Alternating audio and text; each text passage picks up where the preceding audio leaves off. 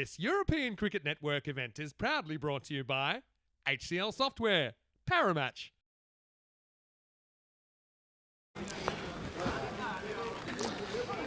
Hello, good morning and welcome. Bom dia.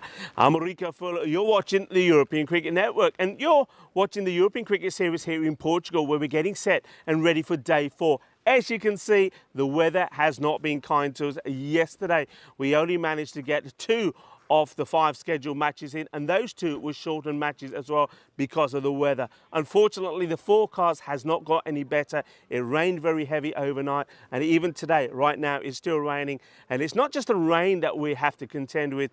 The forecast for the winds is very strong as well. We're going to get winds possibly up to around about 80 kilometers. So, of course, a lot of preparation has been done for that, a lot of things being moved around.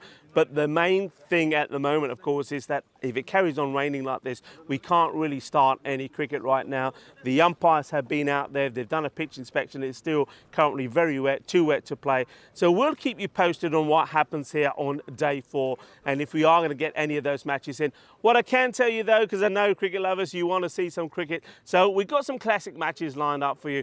And, well, this one is not too far back, actually. It was in the European Cricket League where the Gamblers were taking on the old Victorians, the champions of Jersey, taking on, of course, the champions of here in Portugal. It was only about 24 days ago. It was the start of Group C, match number 1, when old Victorians were taking on the Gamblers. What I can tell you in this one, that the coin toss was won by the old Victorians, and they were going to have a field first. So let's see how the Gamblers got on with the bat.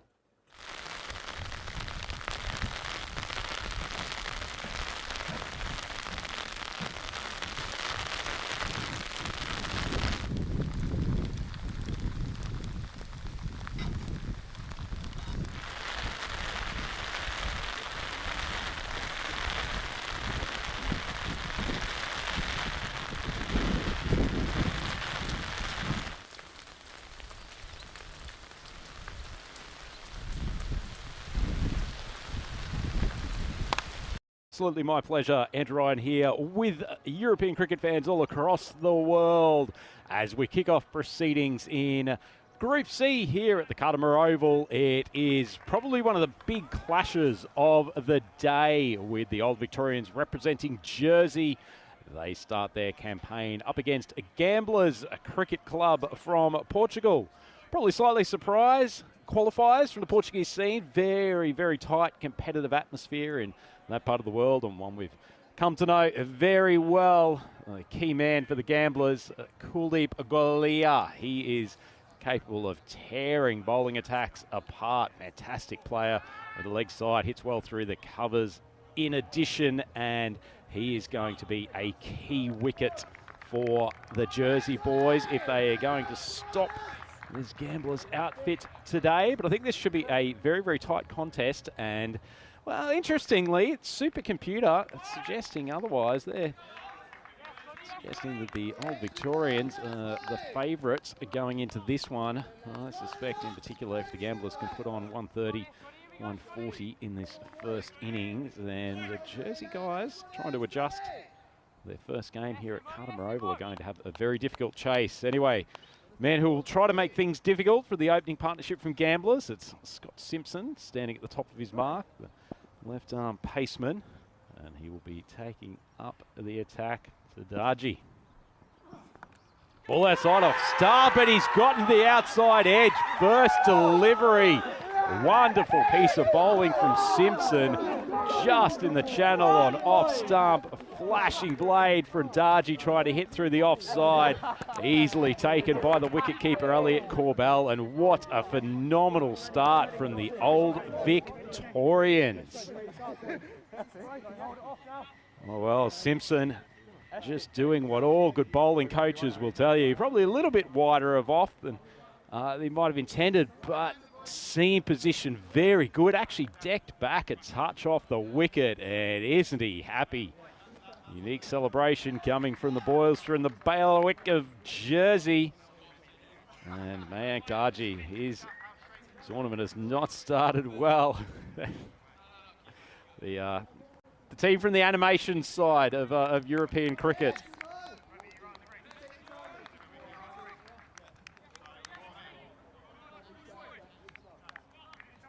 world. Derek getting some early work here on Sunday morning at Cardimer Oval. Well, what a sensational start.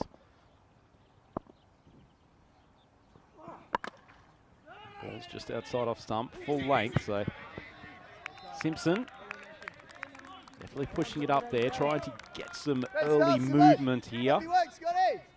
Said lovely seam position on that first delivery.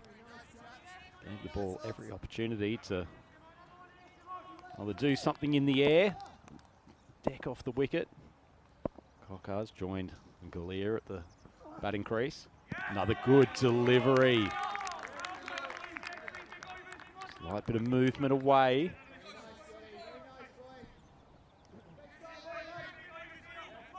Excellent start for the Jersey. Well, if the supercomputer had them as strong favourites before the game started, it's been accentuated now. Short of a length. Extracting some lift off this Cardimer Oval deck. Big advantage having a left arm paceman to start proceedings. Good line from him so far. Not drifting onto the leg side. He's got some protection over there though. This is a deep square, deep mid wicket. Direction that Pokar goes. Doesn't time the ball. It will get the Gamblers off the mark though. There. Run scoring for the tournament underway, and it brings, we talked about at the start, Kuldeep Galea, captain and wicket keeper, and ultimately the most well-credentialed batsman in this team.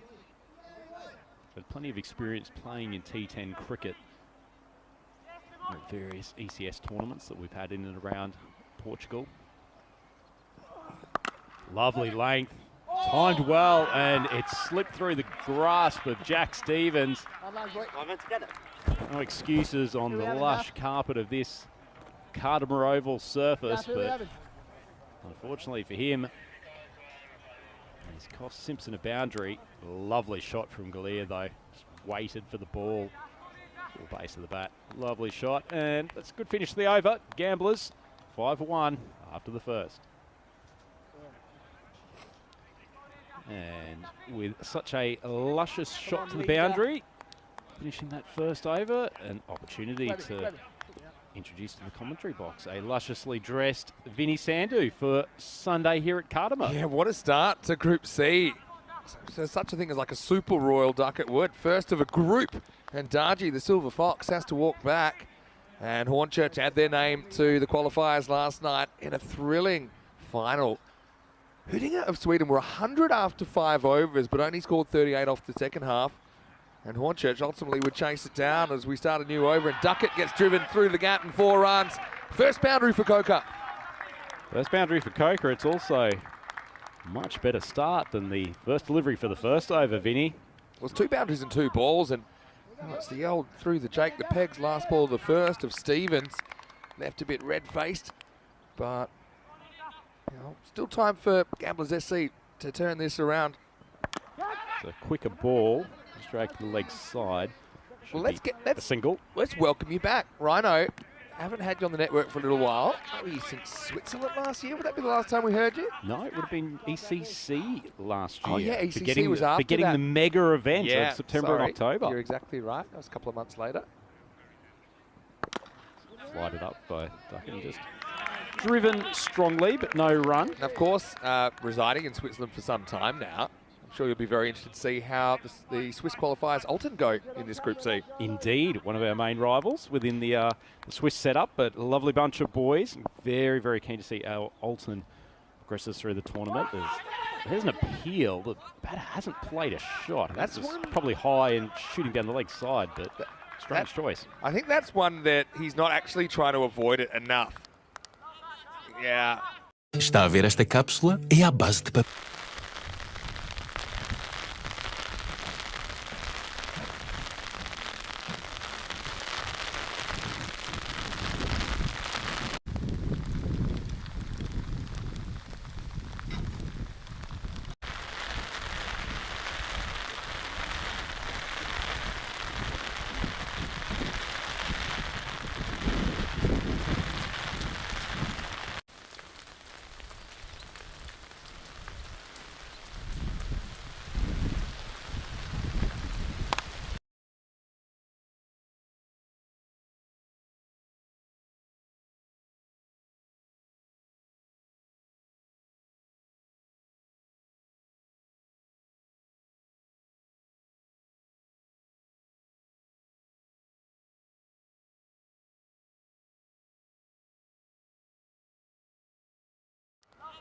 Yeah, I mean, probably high, but it'll be a dead ball, so that'll basically be a dot ball.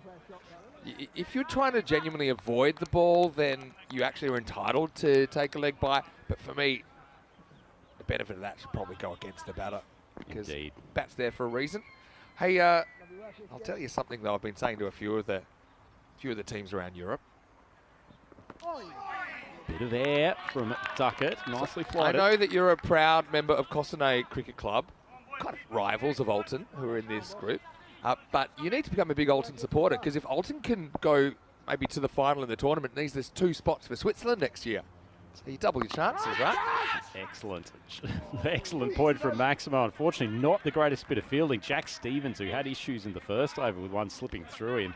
His tournament hasn't started particularly well, but good to see his teammates getting around him. I don't even think he connected 100% on the high 5 there at the end of that over, but it hasn't been a great start for Stevens. The unwilling ball magnet at the moment, and at the end of 2 overs, it's 11 for 1. Let's have a look at some of these teams we'll see in Group C. Of course, got these 2. Also, Alton, we just mentioned, from Switzerland. Afyon Karasa, SHS, making their first appearance from Turkey, and CC Academic from Bulgaria.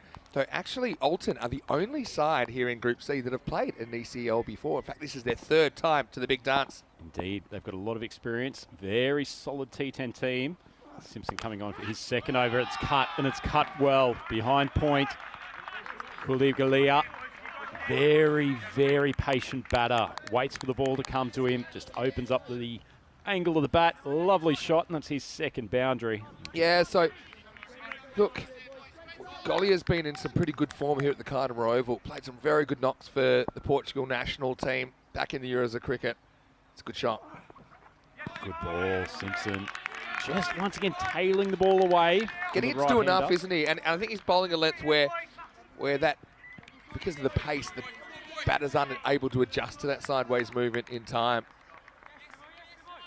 There's one knock on Galia. He's a fast starter, just probably doesn't kick on enough to score 50s and 60s for a man who so much is reliant on. This ball speared in. Might have been an opportunity, unfortunately. I hope he's all right there. That was an awkward. He was in about 3 minds about which way to twist, and I think he actually twisted it all 3. Oh, wow. It's a fun game around the house, but twister in the middle of the Cardimer Oval can have some serious consequences, and Simpson's bowled so well. They don't want him to get hurt. So it might just be an upper eye strain, or maybe the buttocks just getting into a difficult spot. Have a look here. He probably had a play. It's actually a little slip on there. That left foot slips on the heel.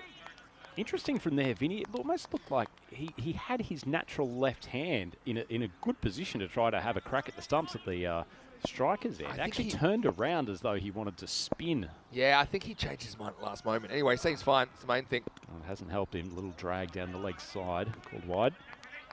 Yeah, so Rhino, good to have you back. And actually, we're in the box all day together. So if there's any questions for Rhino, please throw them into the comment section. ECN European Cricket Network. I know we've got lots of viewers on Fancode in the subcontinent, various international broadcast partners. I know we're out on Fox Sports in Australia, where you and I both grew up. Kokart to face up to Simpson.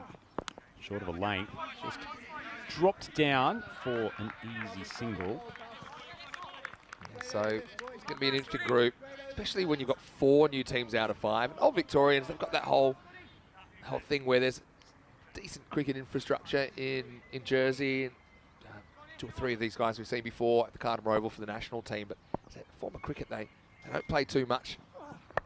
One's down the leg side, swung across, chance at a catch, and James Duckett rose with the ball well, got 2 hands to it. Unfortunately, couldn't pouch the catch in the end, and Simpson, fielders haven't supported him as much as he's deserved in these first 2 overs. Well, I feel it in my fingers. I think that's what some of them are thinking early on here. Went for the flying grab, did Duckett. That's another dropped opportunity. So I think uncharacteristic. I thought you were about to launch into a bit of the 4 weddings and a funeral love is all around track there. Feel it in my fingers, feel it in my toes. Let everyone else fill in the blanks there, but Simpson probably deserves another. The ball is hit. I don't think... Oh, that's been given by the umpire. I thought it might have been drifting down the leg side. Well, sure, we'll see a replay, but nothing less than Simpson has deserved. 2nd wicket for him, and great end to the power play for the old Victorians. The Gamblers now 19 for 2. Yeah, well, let's have a look at it from straight on. I mean, it hits him full, and he's kind of caught on the crease. Does he get this going back?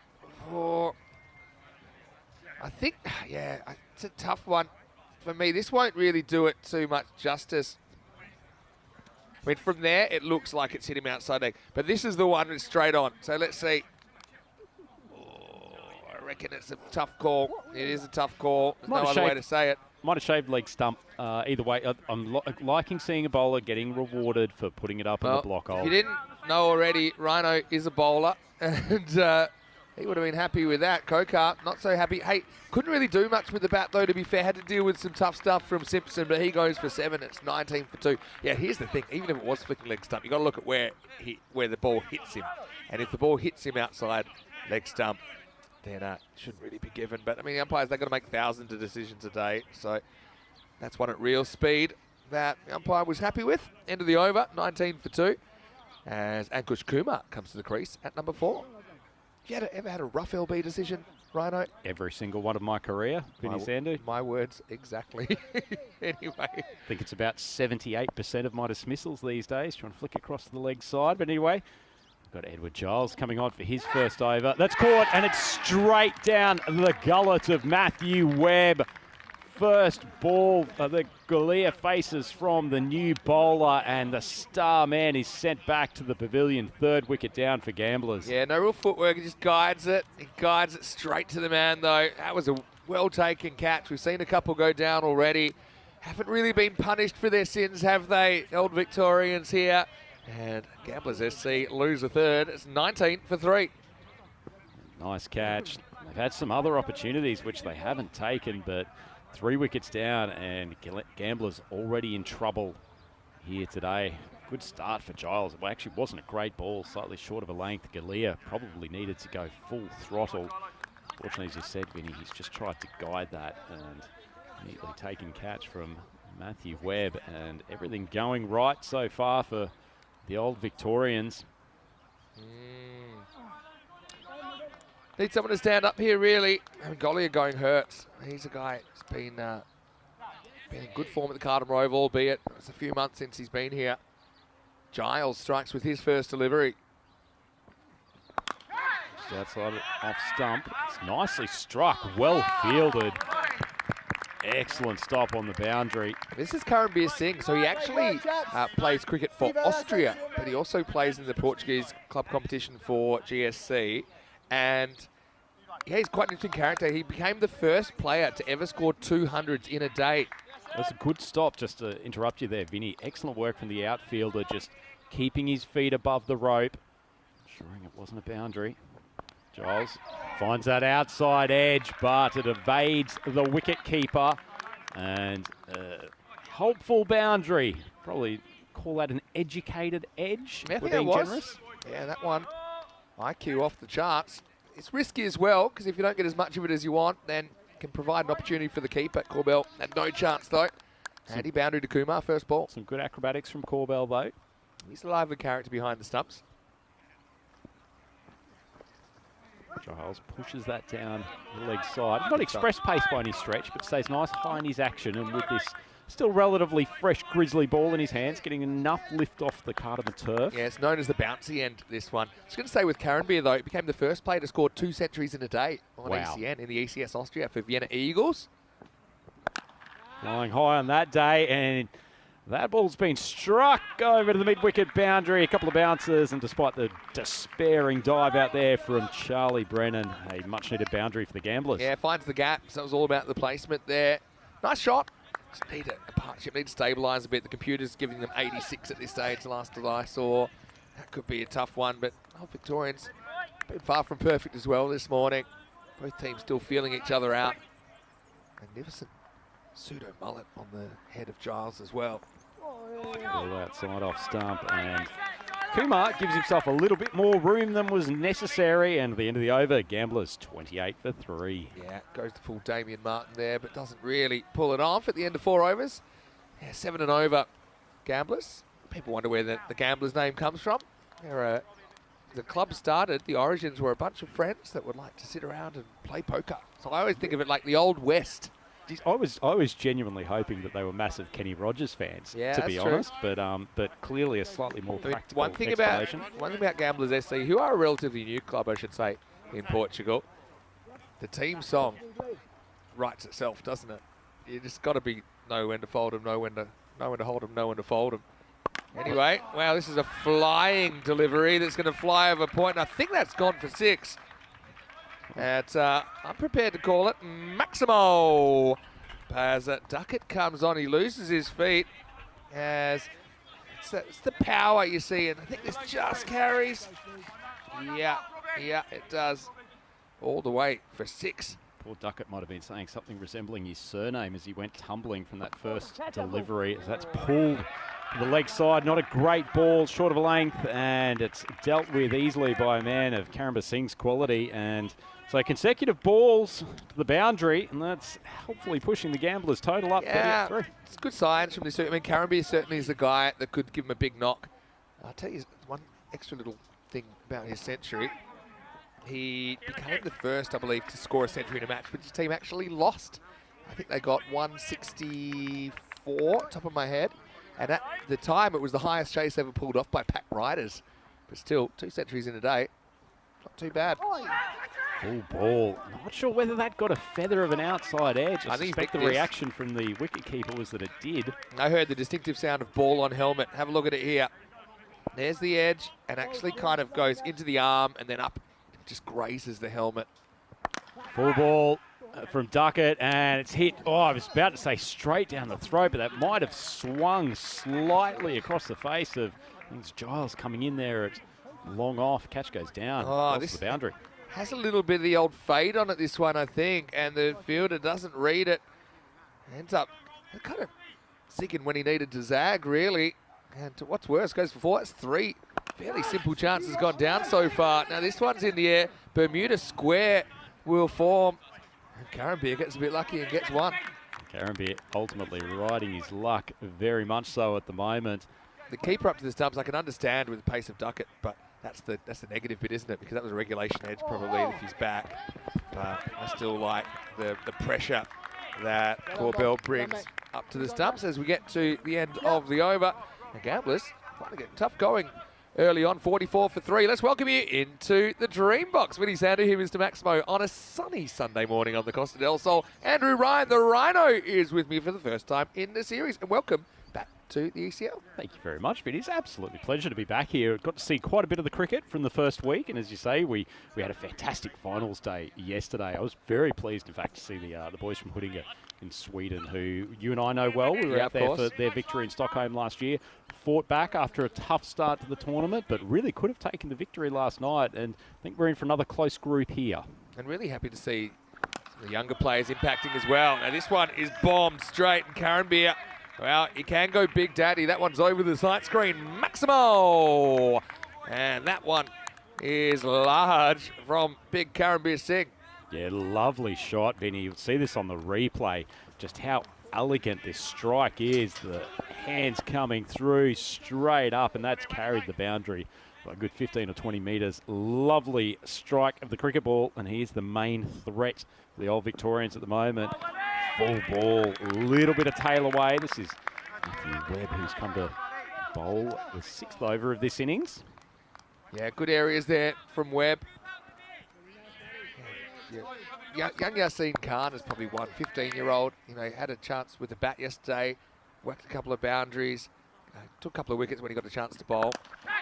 Full ball. It's actually nicely played.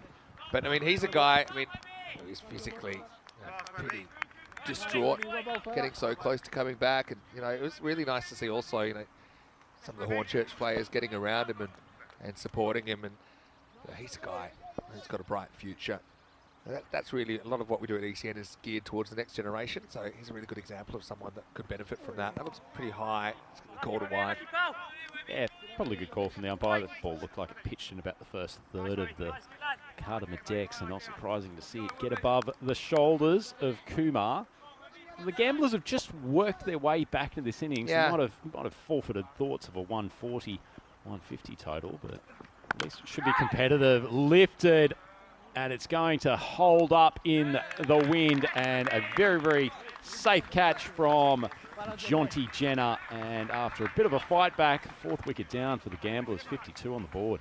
Yeah, and I wouldn't say the breeze is as strong as it has been at some points during this week, but it's still a bit of a factor hitting straight. And Ankush, he just basically mistimes this. And that's why it goes high. It doesn't go too long. He's not taking any catches for granted at the moment, old Victorians. But Jonty Jenner's got a pretty safe pair of hands.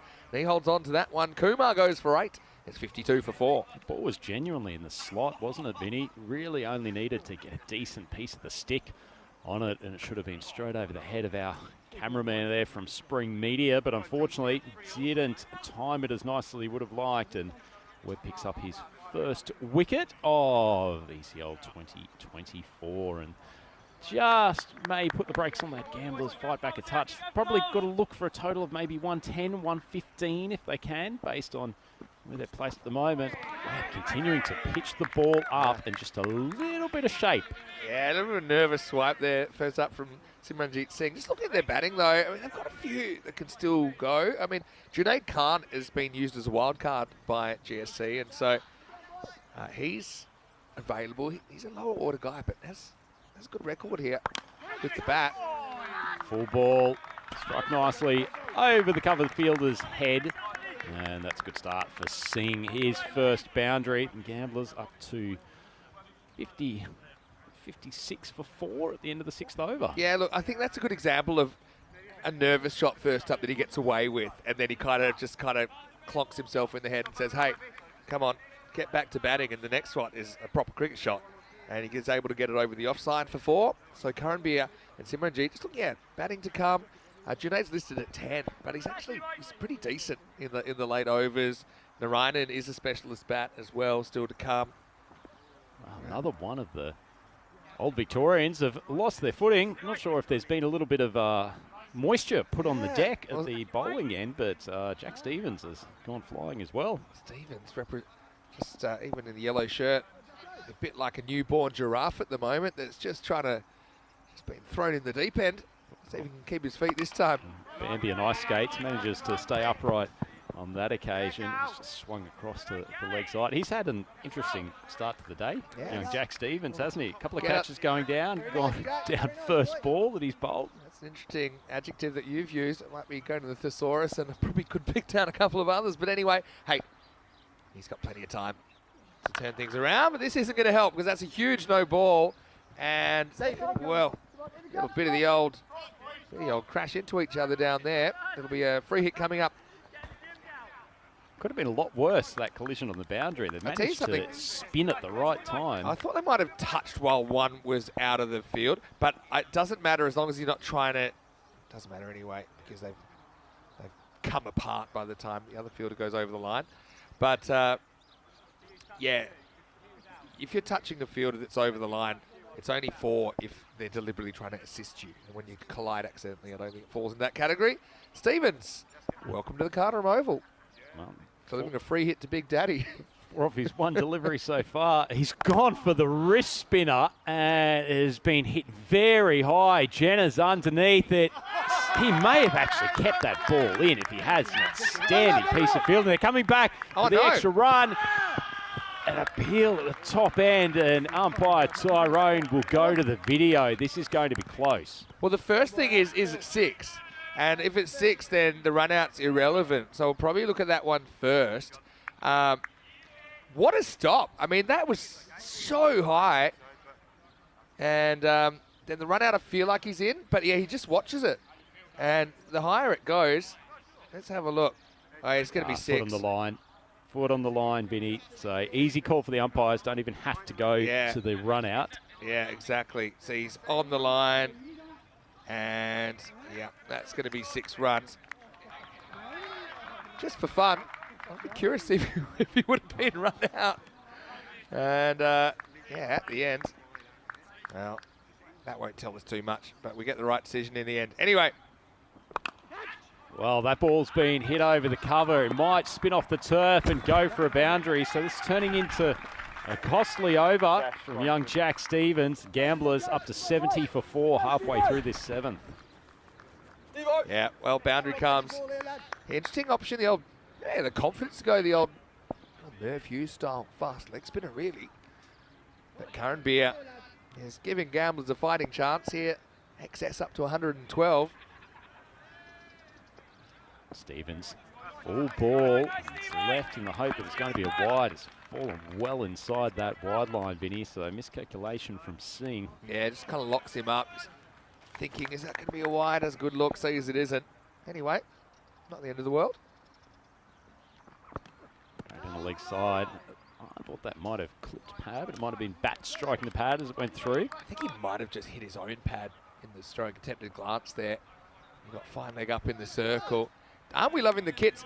One of the great things about a new group, we get to see 5 new kits today hit the park. Something a bit strange about this matchup as well. In a sec.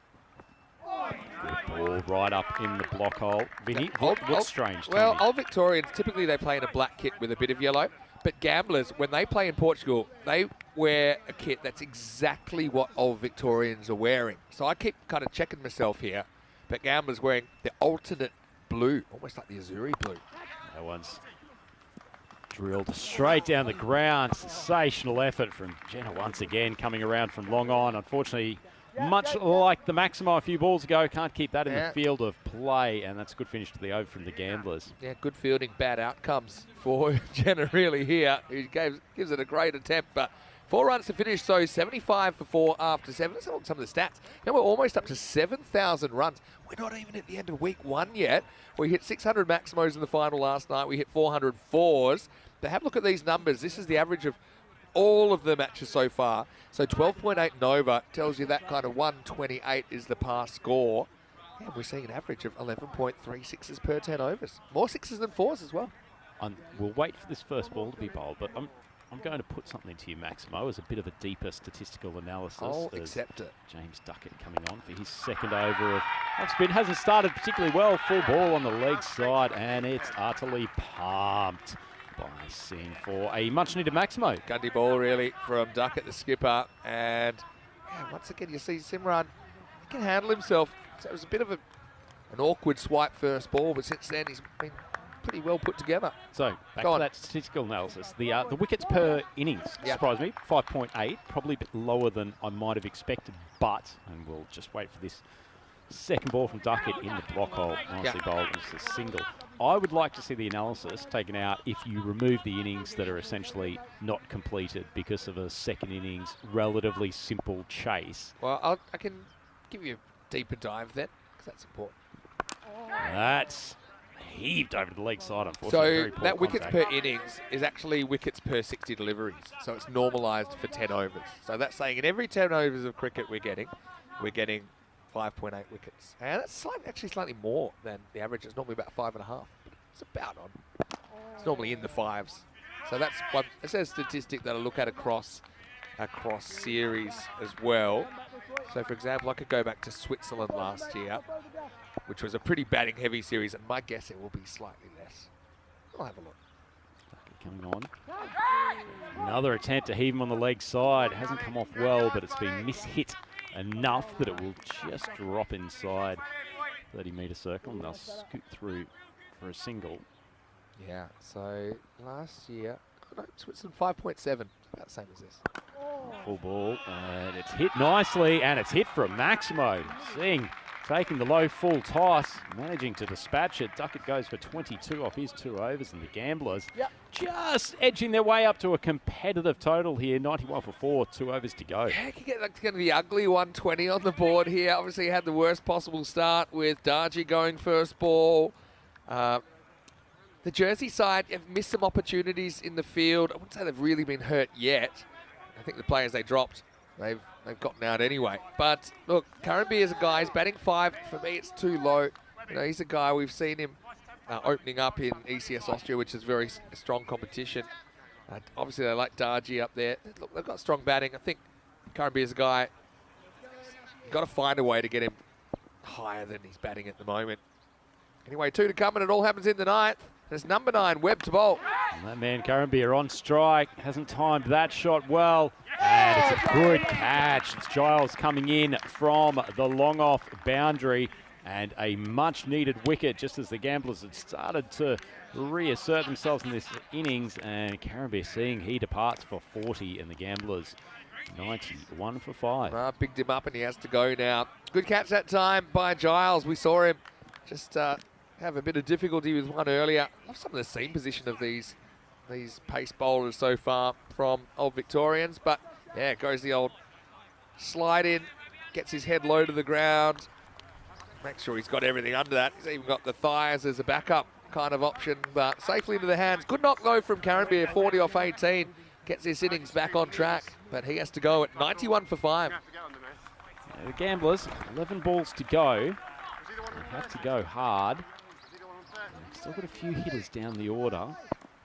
Narayan's come out to join Singh at the batting crease. As I said, still got Junaid Khan there, who puts well down the ground. Ball's just pushed across the leg side, and they'll take the one. So the more established batter, Singh coming back on strike. He's got 19 off 7, has given the total some impetus. He can swing away now. I mean, I don't think you're worried about getting bowled out. You've still got hitters to come.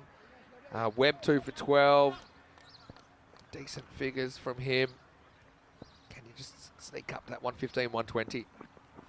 They're doing a good job keeping the ball outside off stump. The Gamblers put the ball over the mid-wicket boundary. It's not the odds. There's no one deep point. So throw the hands at it. We've already seen he can hit over cover. I just think that's a little bit premeditated from Simranjit. Wasn't the right option. Shades of the first ball he faced. Another one outside off stump. Body turns to the leg side. Doesn't get a good piece of it, but they will scoot through for the single. I'm not saying they need to do it here, but we have seen teams retiring people out more. We saw it yesterday. In fact, we saw Davitsi retired. He was 40 at the time, but they're trying to get the right players to the crease in these last few overs. Short ball, not dispatched by Narayan.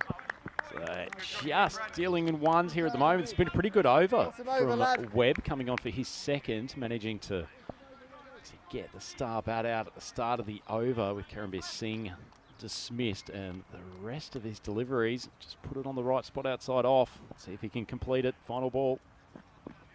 4-1, charges down the track and gets enough bat to take that over for a Maximo backward of point, and the Gamblers with a much needed boost to their total. They reach triple figures into the 9th over. Kenny just stays a bit side on longer here. I know it's not quite where he intended it, but he just holds his form better, keeps that front shoulder heading in the right direction, and the 100 does come up with 6 balls remaining. Gamblers are 100 for 5. So Edward Giles being brought back on for his second over, his first one wicket for 9. So pretty easy decision for the captain, I suspect. Yeah, I think so. Hey, the bonus point's been a bit of an interesting one as well. Talk me through the bonus point. Yeah, the bonus point's been an addition. It's come in full time this year. It was trialled in the ECCW last year. There's 4 points on offer in every match. 3 if you win, 1 if you lose in a normal match. Anyway, we'll just pause because here comes Giles. Getting that good off stump line. Would have been an opportunity at the wicket. And there was remarkably an opportunity at the bowler's end. Narayan just really going for a Sunday afternoon stroll. And in the end, Giles had shot at the stumps. Yeah, Corbell with the lob. And then it wasn't a great one. But yeah, I think it still would have been out. Just shows you how tough it is to go from a standing start. Come back to the points in a second. Let's wait for the next ball. Simran on strike. Big swing across the line. Slaps himself in the thigh. Classic. Great start for Giles. 10th over. Jekyll and Hyde from Simranjit Singh in this innings. Yeah, so you get 3 for a win, 1 for a loss. But if you thrash the other team, you're still their point. So 4 for a win, and they get 0. Now, what's a thrashing? It's if you can chase the score in 7 overs. If you're batting second, that's what all Victorians might be trying to do. Ball, bit of pop. And Simranjit Singh, consecutive dot balls in the 10th. Yeah, so if you're batting first to get all the points, you need to restrict the team batting second to 70% or less of your score. If you're batting second, you need to chase it in 7 overs or less. So it's been pretty interesting. Hoodinger, for example, they lost their first 3 games, but did pick up points in each of those 3 games. Full ball outside off stump. Not the place to bowl with the fielding setup that he had, and Singh makes good connection when he stays still, Vinny. I can't work hit out a ball. this innings from Simran. He's hitting it further when he's not trying to hit it as hard. I think there's a lesson there for some of these players at the Cardamore Oval. The ball does fly. Look at that, it's just a stroke. I can guarantee you, though, he's going to try and hit this one into the mountains, and I don't know if he can hit 2 in a row the way things are going. They could do with a couple of boundaries to finish this innings. Portuguese side. Here he comes. Short ball at the off, and of course he goes swinging to leg. Has to think about whether or not he's going to bother getting to the non-striker's end, but his partner Narayan calls him through. He's sick of watching from the other end. Some of these guys playing their first game here in the ECL, they just get drunk with power after hitting the maximum and say, well, if I did that when I didn't try and swing too hard, what if I actually give it everything? Anyway, Narayan is going to face the last ball. Gamblers 108 plus this. Oh, short of a length, swung hard. Fortunately, not great contact. So think about the second. They've changed their mind about 14 times, and as a result, throw comes in from mid-wicket. Poor cricket from Ranjit. He had to be going for 2 there. What are you pausing for? You know, red ink doesn't matter in the wash-up, and it probably would have been out anyway. But he kind of leaves Simran high and dry, so he'll have to wear the dismissal. But Gamblers, they didn't always look like they're going to crack the 100 at one stage, but they're going to finish with I suppose a competitive but slightly underwhelming 109 off the 10 overs. Yeah, excellent adjectives to describe that innings, Vinny. They probably needed at least one of their other big bats, aside from Karambir, to stick around at the crease for a bit longer, but a steady stream of wickets, particularly early in the innings, hindered their ability to get up to that 130, 140 region, and ultimately the Old Victorians from Jersey, I think, will be fairly happy with their start to the tournament. They certainly bowled a fairly disciplined line and length, didn't give away too many extras, and they will be very happy with their work to start off. So, speaking of starting off, what a start to this game. The left arm of Simpson, wicket first ball. First ball, first wicket. Well, easy like a Sunday morning for Simpson, who got the regulation edge. He was fired up.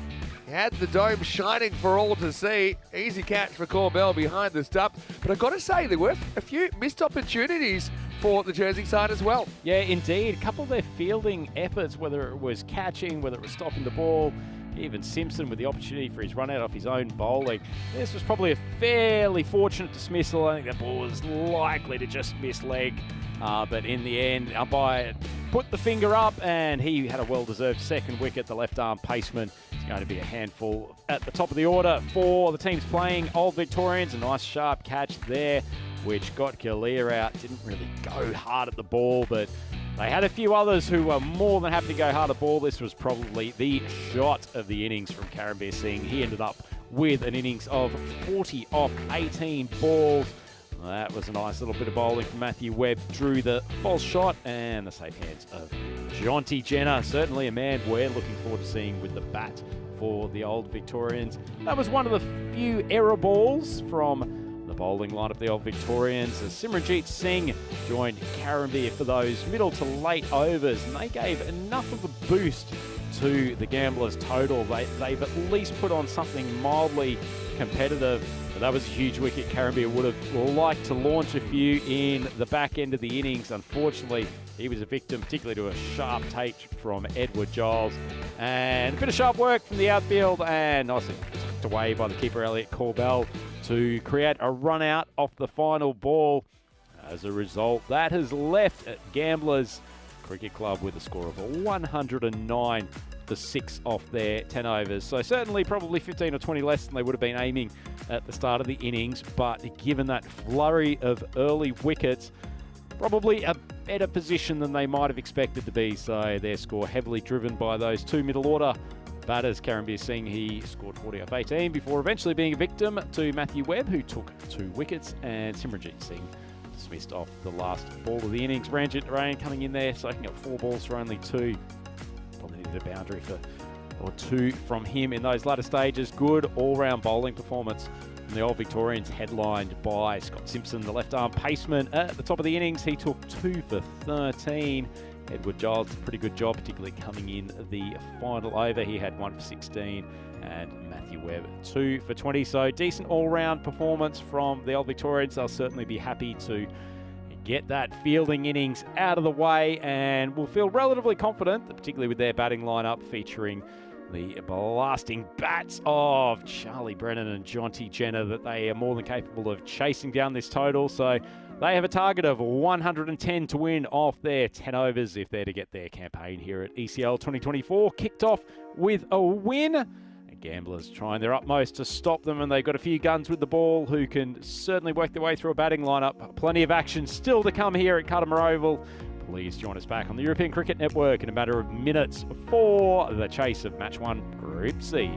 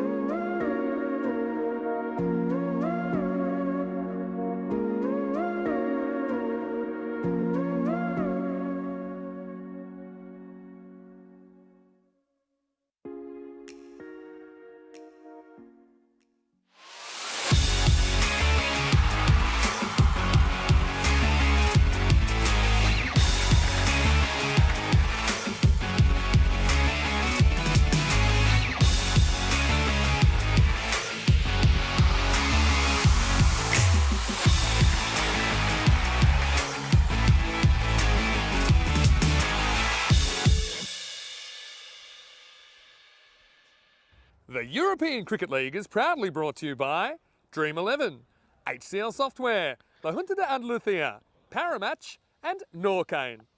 And the official charity partner, Share the Meal by the United Nations World Food Programme. Buenos dias, welcome back. Great to have your company on a sunny Sunday on the Costa del Sol. Vinny Sander here, Mr. Maximo with you for ECN.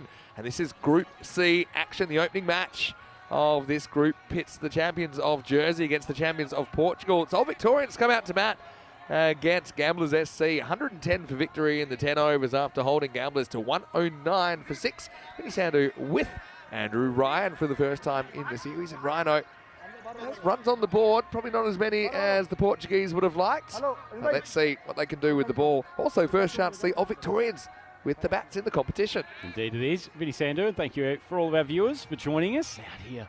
Magnificent Cardimer Oval, and big man at the top of his mark for the Gamblers if they are to shut down this old Victorians batting lineup. Junaid Khan, who we know has a mighty in-swinger to the right-handers. He'll be pushing the ball, or at least trying to, across the face of Charlie Brennan, who's been joined by Jonty Jenner out there. So the two gun bats from the old Victorians at the top of the order. But Junaid Khan, he will be a test for these two. Let's get cracking. 110 for all Victorians to win in their first attempt. Brennan punches out to point. Fielder sprints in, can't field clearly, and single to get things started. Classic case of the bottom half running faster than the top half there, but I like the urgency. We say first chance to see old Victorians, but we do know to bring in two players for an ECL campaign, and they've decided to bring in Junaid, probably because of his record. He has an incredible record of picking up wickets in the first over on this ground. Short of length ball, Jenner tries to ride it over the keeper's head. It's called wide. A little bit of a lift from Khan with the new ball. Yeah, it looks wide to me. It's high. Yeah, good call, but she's really getting some zip there, Junaid Khan. Good athlete, Junaid Khan. Probably a bit quicker than he might seem on the surface. Probably the breeze here not helping him. Does like to hoop the big in-swinger in, but wind just pushing across out to the offside. That one just swung wide of off stump, and Jenner times it beautifully. Lovely Maximo over cover. Yeah, classy shot. He's fighting the natural movement, probably straight to be on. Khan, and I think particularly the areas of the ground that Brennan likes to hit to, that's a good spot to be bowling. He does tend to say leg side of the ball. And Gamblers are a fairly new club in the Portuguese setup. They're growing all the time in Portugal. I think they're up to something like 15 to 20 teams there. Good to see cricket growing. Another one, big one, swinging away from the left-hander, so consecutive dot balls. Good comeback here for Cardi, just love to get a feather edge through to the keeper. And I know that you've been to Portugal a little bit, covering cricket for ECN, but a bit of a fun fact, that every single trophy on ECN has been won by Marlow in Portugal, except the night series in 2022, when Gamblers got the win. Bucking the trend. To represent Portugal here at ECL 2024. Short the leg side, that's exactly what Brennan will swallow up. Didn't need to hit the ball too hard, landed about a foot inside the boundary, and the old Victorians finished the first over. And once it's gone through for review, will be confirmed as 13 for none after one. Well, there's the rope. We'll have to see which side of the rope the ball lands on here, and it is going to be 4. Well, there you go. They'll have to change that one in the end. But yeah, there you go. So 4 runs to finish the over. Well, put your thing down, flip it and reverse it, and we'll tell you that it is 13 with that loss after 1. Hey, did you see the golden ball opening day? Did I ever? Crazy stuff. It was Heritage of Luxembourg versus the Cobras of Hungary. That's already 26 matches ago, but I will remind you that it did happen this week. We've already gone through 26 more matches. Hard to keep on top of the calendar days, Vinny, but 26 matches since Golden Ball. I suspect we'll have another one throughout the course of ECL. Some tight matchups as Cambodge coming in, the left armour for the second over. He hits him on the back pad. That's actually a good shout. Maybe just rising over the top, but a nice piece of bowling. I think it does. Just takes off. We know this end's bouncy. Good delivery, though, from Cambodge. Check it out here. I think. But look, it's getting above the pad. It's climbing. fairly certain that's heading over the stumps. Nice piece of bowling, though. Yeah. Ball swung late. Good decision as well, though. Absolutely. Joe Foster. Oh, Joe Foster, he's a good umpire, isn't he? Gambler's looking for a square up early in this second innings, potentially. Lodge gets some more movement. Oh, it's fumbled down there. Junaid Khan, normally a very safe pair of hands. Another excellent delivery. He runs at it, Junaid Khan. He doesn't need to. He just needs to stand still here. Basically, Hardukins it back into the infield. Have a look at it here. He's on the walk. Needed to be stable there, Junaid. It's a fairly basic error. To be honest, mirroring a bit of what we saw in the first innings. Yeah, full credit, though, to the bowler. Cambodge. We've talked about Charlie Brennan liking to keep his body weight. Essentially leg side. The ball tailed back into him. Lost control of the shot. Jenner tries to move down the pitch. This has been an excellent over. A bit of spice from Cambodge. He's a very good bowler, Cambodge. We've seen him a fair bit on the network. Getting the most out of this pitch. It's got a bit of spice in it.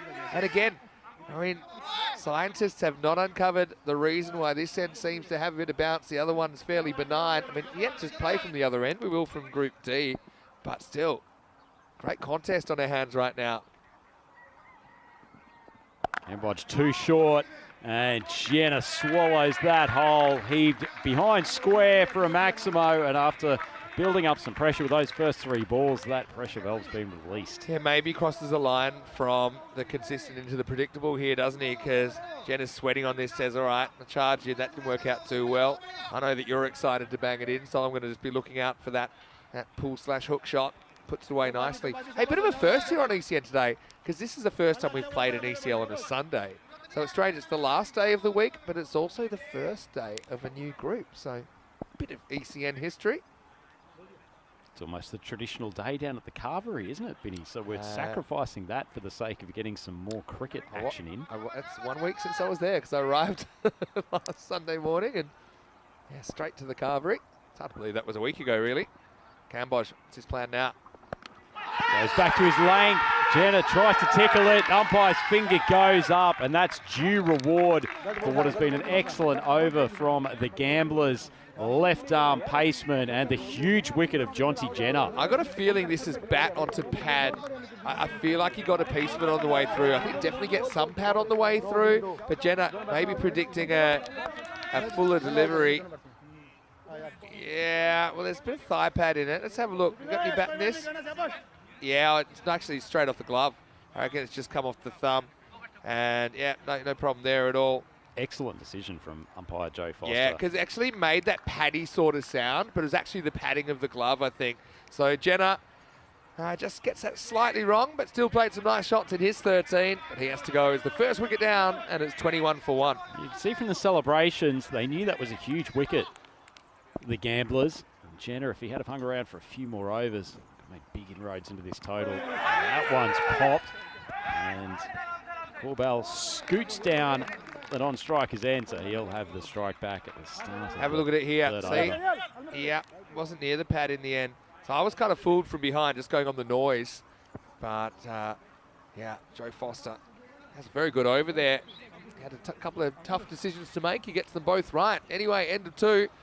And the score, 21 for 1 after 2. Look at the sides here in Group C. I've got these two going straight away, but Alton of Switzerland, they're taking on Afyon Karahisar, SHS of Turkey in the second match, and then we'll get CC Academic from Sofia, which is the capital of Bulgaria. They'll be here for the first time in the third match of the day. Of course, each team will play 2 matches over the first, or 2 matches each in the first 2 days. So 4 matches total, and then we make the cut. The top 4 make it to finals day, which for Group C will be on Tuesday. Yeah, some tasty matchups coming up later in the day. As Vinny said, Swiss champions Alton against the Turks, Afyon Karahisar. The next match, still plenty to go. This contest between Gamblers and the Old Victorians. That is unfortunate. The keeper standing up, Kuldeep Galia.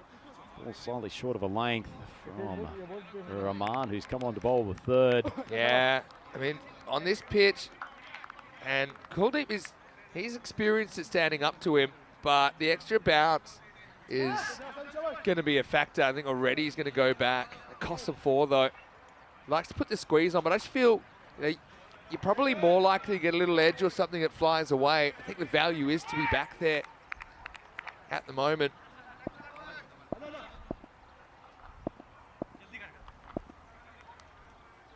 Shader Rahman. He's actually one of a pretty exclusive club, you know. Played away to point. Fielder swoops in. Been lively in the field so far. Ankush Kumar coming in there from his backward point position. Corbell just struggling to get his innings moving at the moment. Fortunately for Old Victorians, the run rate required is not a punishing one at the moment. They're loving this power play to have Brennan on strike for a few more balls. Only faced 5 so far. Push down the leg side from the left arm of Rahman. Yeah, so Rahman actually took 4 wickets in 4 balls, and he did that in the ECI in Spain, in Barcelona, in November last year. And yeah, ripped the heart out of the Spanish middle order. So he's a guy, he's gotten some very good players out. Believe it or not, he's one of only 5 people to ever complete that feat on the network. He might have a wicket here as Corbell popped it straight up to the safe hands of Mayank Darji. His day's gotten slightly better after a first ball dismissal at the commencement of this game. Gets the wicket and second one down for the Old Victorians, 27 for 2. You know, in a funny way, I think the keeper going back, Corbell then feels an obligation to charge because he doesn't have the keeper up. I don't know. And sometimes I think as a keeper, yeah, when you see a batter charging, your instinct, let's go up and stop it. But it's not necessarily a good option for a batter to be on the move. And he gets that contact point wrong. And unfortunately for Corbell, he's not able to score in his first knock of the series. He's the second to fall, 27 for 2. And this game is just kind of just floating into the balance here, isn't it? I don't want to use the tried and tested hanging on a knife edge at the moment, but another wicket for gamblers, as we see the ECN Hall of Fame. Well, look at the top name. You'd remember that. That's Dish Beneka back in 2020, and you were doing that series, right? I'll tell you what, not only remember that one, but the second on that name, Yusuf Sahak, was out there for Sweden in Melbourne for that. Yeah, so you've got a bit of a habit of him. Oh, shy at the stumps as doesn't run his Giles bat in just here. takes his time getting up the non-striker's end. That was a strange one because he never put the bat down. Maybe he was just in so much, but look. Oof. I'd be pretty confident that's missing. Might be a good option to get the bat down. Not sure the coaching staff of Old Victorians will be too pleased seeing that running between the wickets. Anyway, 2 balls to go in this third. Power play over. Ball outside off stump. Brennan, not a huge amount of footwork. They had a shot at the stumps. I think his foot is back in despite the squeals of excitement from Galea. I mean, the question is, does he throw it straight away or not? Let's have a look. Is that... Oh, does he wait? Okay, let's have a look here. I mean, I suppose it's quick enough. As he moved at the last moment, he's fine, he's fine. That's a bit of a time waster from a lot of Kuldeep. excitement over absolutely nothing. So final ball, Rahman's been a good over. Outside off stump again. Well, they found Brennan's kryptonite. He's 6 off 7, hasn't got going at all, and pretty good start in the end. 3 over power play, and Old Victorians 28 for 2. Gamblers getting a sniff. Yeah, they are. It's a very good start. I mean, remember, Junaid dropped that catch. Well, I guess we'll see if that comes back to bite them at all. But hanging in the game. Just those 3 or 4 good overs there. 5, 6, 7, 8.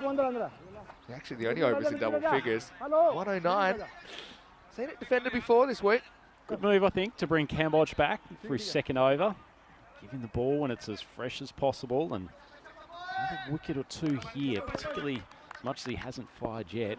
Brennan, he's a top-class player. Cambodge, not a top-class delivery. That one sprayed wide of off stump.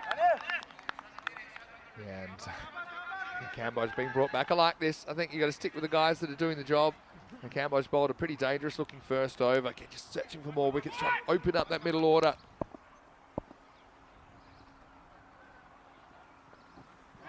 Wide of off stump, called wide again. So after an excellent first, he lost his radar on this occasion, presumably desperately trying to push the ball wide of off stump. It's not a bad spot to miss though either. He's going to Dish back in 2020. That was against Alton. He took those 4 wickets in 4 balls. Ball that's off stump. Giles whacks it straight into the artificial turf of the Kadama pitch. That was a momentous moment. That was one of the first big ECN moments, wasn't it, Vinny, of Dish Beneka just absolutely rifling his way through the star-studded Alton batting lineup. Yeah, it was crazy. Some good catches held in there as well. Outside edge. Giles tries to give himself some room. Easy catch for Galea, and bringing Cambodge back for his second has worked. And all of a sudden, Old Victorians 30 for 3, and it's not a great start for them. It's not, and it's the old premeditated back away as well. I just don't know if the odds are there for it. It's like the millionaire's shot, really. Does well to even reach this. Look, goes a long way, almost off the toe of the bat. Let's have a look at it. Yeah, right off the toe of the bat. Healthy deflection, and Golia does the rest. That's why I think keep it back here with the extra bounce. I know he's capable of keeping up, but I think it's going to be a lot of those little edges flying around, and Giles, unfortunately, only contributes to single. 30 for 3. Tell you what, Vinny, tactically what I don't understand about that is that the bowler is desperately trying to push the ball wide of off stump to the wide line. Giles does not need to give himself room there if he does want to thrash through the offside. In fact, it's straight into the area where he should be chopping that past the man who's standing there all alone at point. Yeah, I've got my theories on that. Anyway, as we see Stevens, well, good luck. He comes charging down the deck. So, flirting with the wide line again. The theory behind backing away and going to the leg side is when the bowler's constantly cramping you for room or bowling at the stumps to then open up that offside. But these guys, they're voluntarily giving you room as a bowler, so you don't need to do that. Cambodge better ball, late movement, and that's when he's at his most dangerous, just getting the ball on a foolish good length, a little bit of tail away in either direction. Excellent seed. And they're going away to mid-wicket, late movement, and Stevens do well to survive these last few balls. Another decent delivery, not made great contact, and it's the 4th wicket down. And the Gamblers, they are not folding. Stevens has had a fairly ordinary start to his tournament. And Cambodge, he's had a great start. 3rd wicket. Thought Murray had a shocker the other night for Hornchurch, who ended up whacking over his own stumps. But to be honest, Stevens has probably had something similar. I suppose the beauty of this game is that he's got 3 games to turn it around, and certainly hope he can. That's cricket sometimes, and this form of the game can be brutal. Well taken down there by Simran, and Gamblers, you got to say, they're ahead in the cricket match right now. Stevens goes for a duck, and he's going to be the 4th to fall. It's 31 for 4. Tell you what, a lot resting on the shoulders of young Charlie Brennan for the Old Victorians. He hasn't got going yet, 6 off 7, but at the moment he can't even get on strike to rectify this situation. Just seeing a succession of his teammates making their way back to the pavilion. There's James Duckett, the skipper. Yeah. And boy, do they need a captain's knock. Sure do. Again, away to point, and the flying figure of Amandeep Kokar not allowing the single. Yeah. Gamblers 70-30 now. Good pot odds there. Good odds, good odds. Not going up all the time. But hey, how many times have we seen teams at this kind of in the 20s, and 1 or 2 overs can change the game? Full ball, driven into the gap. I think Prague CC were down to 4% a couple of days ago against Wimbledon, and whacked 5 sixes out of the ground and did it with time to spare. Right now, Old Victorians need a turning point. They're 32 for 4 after 4. A great little spell there from the left armour. Cambodge 3 for 11 off his 2. He's still got 1 over to come from Sinead Khan. Got some other bowlers within his team who are pretty useful. Rahman bowled a pretty decent first over himself. A lot of left arm pace. Yeah, I know Corey's a huge fan of just, left armers in general. As it is Rahman that comes back. He's in the block hole, driven away, and they'll happily take the single. It does bring Brennan back on the strike. You need him to find the boundary. Yeah, so that's unbelievable. So you were there for the first 4 wickets and 4 balls. You were there for Yusuf Sahak in Sweden. Then we didn't have one for almost a year. I remember Danu one. That's an amazing one. And then Mike Jones, the other two to do it. I'll talk you through the Danu one. 4 wickets and 4 balls. Kent Lanka versus Roma CC. Come back to the action here. 5 players in 5 years essentially have done this feat. Just drilled down the ground, Brennan, getting a single despite the misfield. So Danu one for Kent Lanka, who hadn't won a game. They kept getting close. They hadn't won a game though.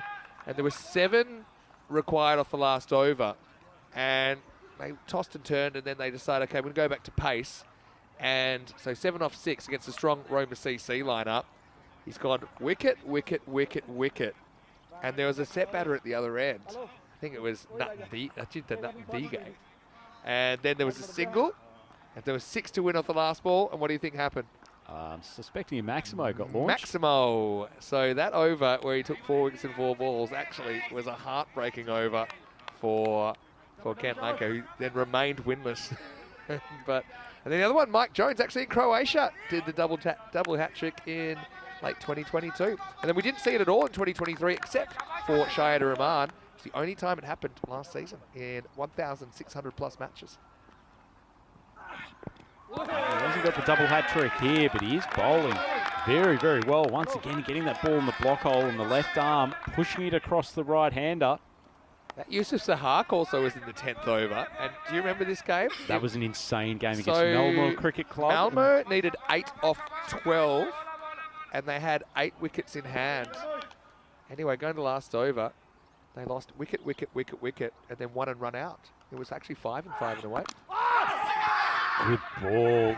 Almost an inside edge onto his stumps. And gamblers feel like they are right on top in this contest, Vinny. So they should. I mean, they're 80-20 now, really. This one could have easily gone back onto the stumps. Then Lucky turns around just in time, Duckett. Yeah, so Yusuf Sahak. Yeah, that was an insane. And then they were bowled out. Great action. That was a fantastic That's probably one of the all-time great finishes. Once again, pushing it off stump. They're shy at the bowler's end, and Duckett was gone. Interesting option there. Yeah, I mean, he decides to go underarm, which often is a bit more accurate.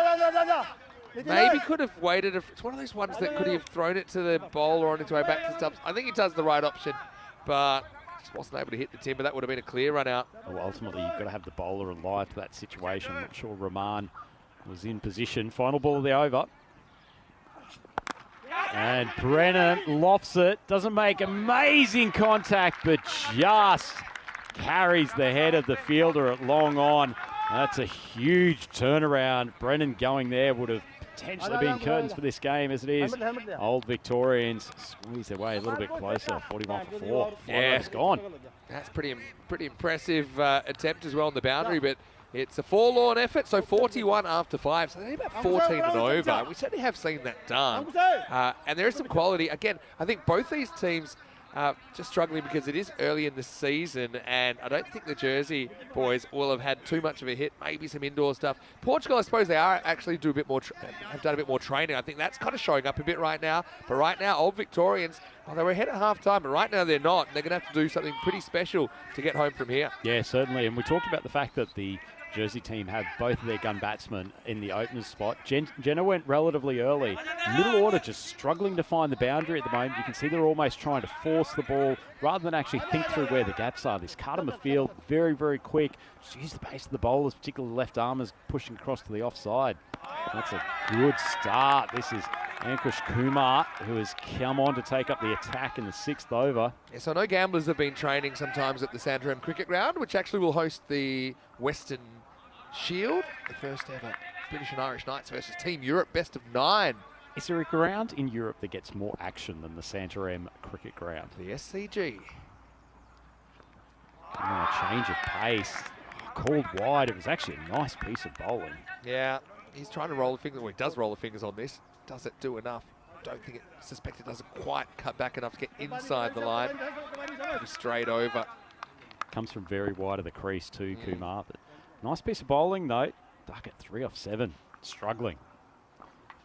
Gets that line just slightly inside the wide. Duckett at least trying to use that space backward of point because they should be able to find some boundaries, but can't make contact. Never easy away from your body, that's the thing. In ECN cricket, any ball that touches that blue line even will be called a wide. Got to be fully inside, that one was. Duckett, miles he's ahead got to in be a this game. candidate to potentially get retired here. He's just not finding the middle of the bat. Yeah, well, the captain is out there. Does he pull the pin on himself, or is there some sort of mutiny brewing in the change room? I don't know. Finds that spot outside offside. That's called wide. That was like a tough call. I thought that was a nice piece of bowling from Kumar. Duckett will take him however he can get him. That one might have been a bit harsh, I think. But maybe got a little bit of the blue line. Joe Foster might have just wanted a bit of a shoulder stretch there. But either way, Duckett 3 off 9. Short ball wide of off stump. He's finally made contact, and he's made good contact. That ball goes flying into the jungle, and that's one way to catch up your runs versus balls. Yeah, I mean, you don't really, you'd hate to retire the captain so early in the series, because where does that leave his head at for the subsequent matches? So, yeah, he backs himself, he hits that uppercut nicely, gets the Maximo. Victorians, they kind of that 2 boundaries and over keep them competitive. So they get 1 there. Been helped up by a couple of extras, a couple of 50-50 calls going their way.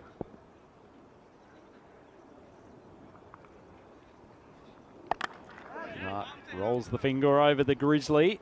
Ball just holds up in the deck. Duckett, a straight pull for 1. So brings Brennan onto strike. Probably like him at the batter's end far more frequently, but he's really got to try to push a boundary here. That run rate, it's not looking the healthiest at the moment. Chasing a target of 110, so they're still in the game. Portuguese sides have been impressive in the ECL last couple of years. And Marlow had a bit of a tough time back in 22, but Werash in 23 were pretty professional. They went the way they went about it, and obviously Gamblers here look to be off to a winning start. Well, it's not done yet. Short ball, Brennan slaps it straight down the ground. It's good contact from the young man. I think that might have just dropped inside the boundary rope, but much needed boundary. Yeah, I think it's just 4, but again, I want to have a closer look. Let's have a look at it on the replay. And yeah, bouncing just inside. And 4 runs to finish the over. 54 for 4 after 6. Brennan 17 off 10. Duckett does catch up with the Maximo. And 4 overs for Victorians to make a name for themselves here. Don't forget also that there's the bonus point situation. So they need to get to 77 to just get a point out of this game. That's that secondary target you see there. Otherwise, look, with a very good 4 overs here, you never know. Gamblers might be able to steal all 4. Parkash coming on as the new bowler, so he'll presumably bowl 2 of this last 4. As we said, they've still got Junaid Khan with 1 up his sleeve as well. Feels like a big over, this one. Parkash short of a length once again. Duckett showing that he quite likes that uppercut. Good timing. The arms go up for a Maximo, and after some early struggles, that was probably just an ordinary ball from Parkash, but Duckett's into his work now. Yeah, 14 and over. That's what they need at this stage. So see if they can get 14 off this over here. Parkash comes on. He's the 5th bowler. See if they can get after him. The difficulty here too, Vinny, if Parkash goes for a few here, then the captain might have to look for one of his part-timers to step in. Oh, good ball from Parkash. Some late swing. Cramped Duckett for room. Good comeback after going for a Maximo first ball. Yeah. Do you get the feeling that the sense of urgency and the amount of chat on field has increased twofold in the last few overs? The Gamblers really feel like they are on top in this contest and almost feel like trying to crowd and put some pressure on the Jersey team. A little bit of swing away, it might be a feather edge, the finger goes up.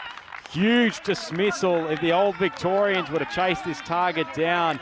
It was young Charlie Brennan who was going to be the man most likely. Massive wicket for Parkash, and after going for 6 first ball, he's come back with a couple of absolute seeds. Yeah, and once again, Brennan gets a nick, a bit like he did earlier. This one's thinner, and it's a simple catch behind the stumps for Kuldeep Golia. Victorians falling away pretty rapidly. Just can't get that run of boundaries that they need to get back in the contest as Parkash gets his first wicket of the series.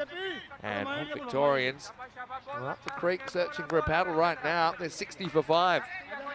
And the boys from the Bailiwick, after that bowling innings to start things today, wouldn't have quite put the win straight in the bucket, but they would have been very, very confident. As it is, Gamblers 61 for 5. Their opponents really struggling to chase what should have been a gettable total. It's gone wide. Cooper Galea's actually done pretty well to not have any further damage. Yeah, did enough. Would you say that the Gamblers are on a hot streak here, Rhino? I would say. It's certainly not about to fold them anytime soon. They're on top, and it's Gelashan who is coming out to join Skipper Duckett. In these tough times, it's always good to have Skipper at the crease.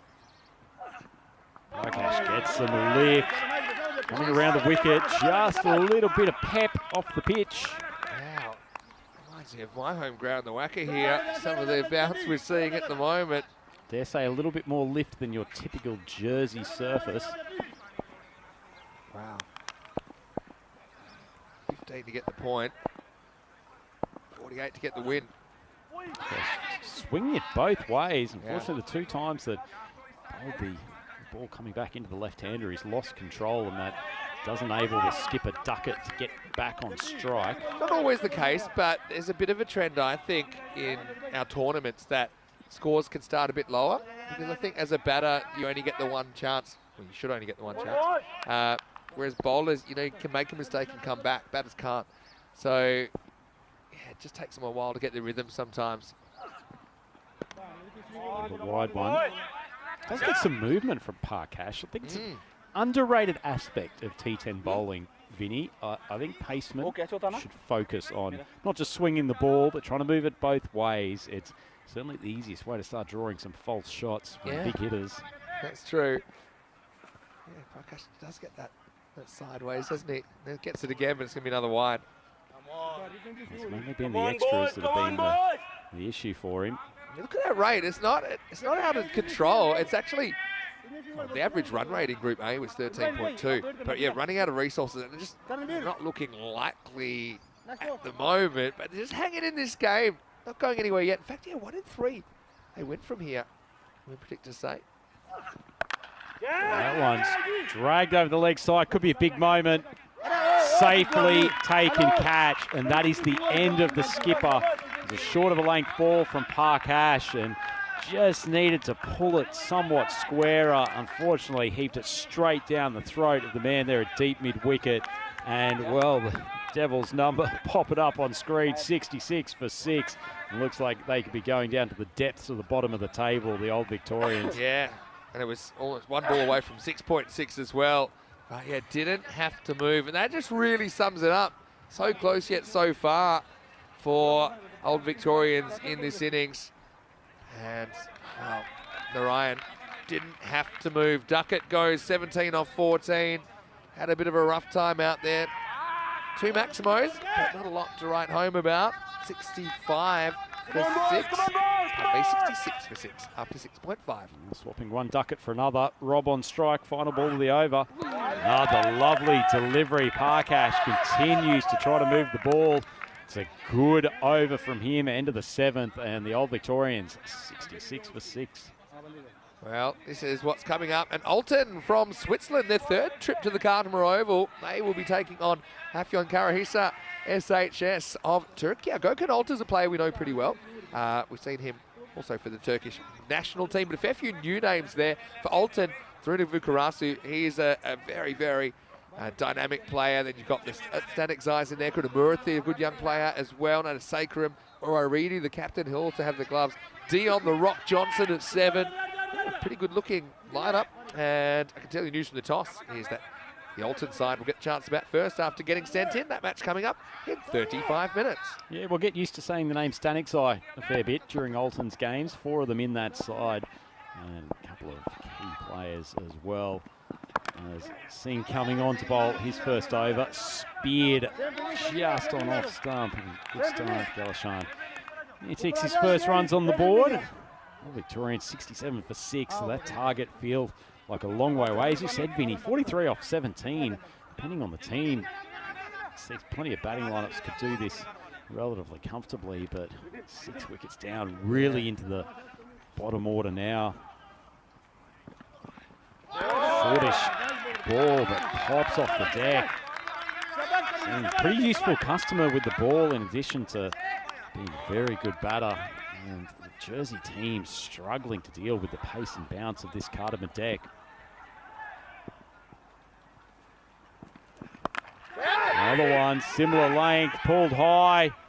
Oh, this one's put down. Well, I guess if you're going to drop one, probably better to catch the skipper and leave Rob Duckett out there, but that could have really closed the game. As it is, just keeping the door open. Yeah, he just seemed to try to huddle this to his body. It was a Class A goober, really. Ranjit will be disappointed he's dropped that. Actually had to move for that one. Singh, though, continuing to do a fine display of defensive bowling. Just a wide Yorker. Alshan can't get any bat. Percentage really in favour of the Gamblers now. 96. 11 straight, not well timed. Could have been a shot at the stumps. The ball just gotten stuck in the hands of Darji as he came flying in. Good over here from Singh. 3 off it so far. Final ball, Duckett on strike. What off stump. That's gone flying for a much needed Maximo. And I'll tell you what, Vinny, if they didn't have a boundary off that last ball, I'm not sure the Victorians would have found any hope in those last 2, but as it is, Singh just slightly wide of off stump. Duckett tries to thrash it, and boy, did they need that. Yeah, well, in the words of Kim Wilde, you just keep me hanging on. And still in with a chance. I have to have a big last couple of overs that we've seen it happen before. Can anyone click here? 35 off 2 overs. So his Parakashu, to be honest, doesn't really know where they're going at the moment. He's got the left-hander, which he sprayed a couple down the leg side. I mean, bad time to bowl the Minimo, for example. Big 5 wides. All happens in the 9th, we say, and it really does have to all happen for old Victorians here. Here we go.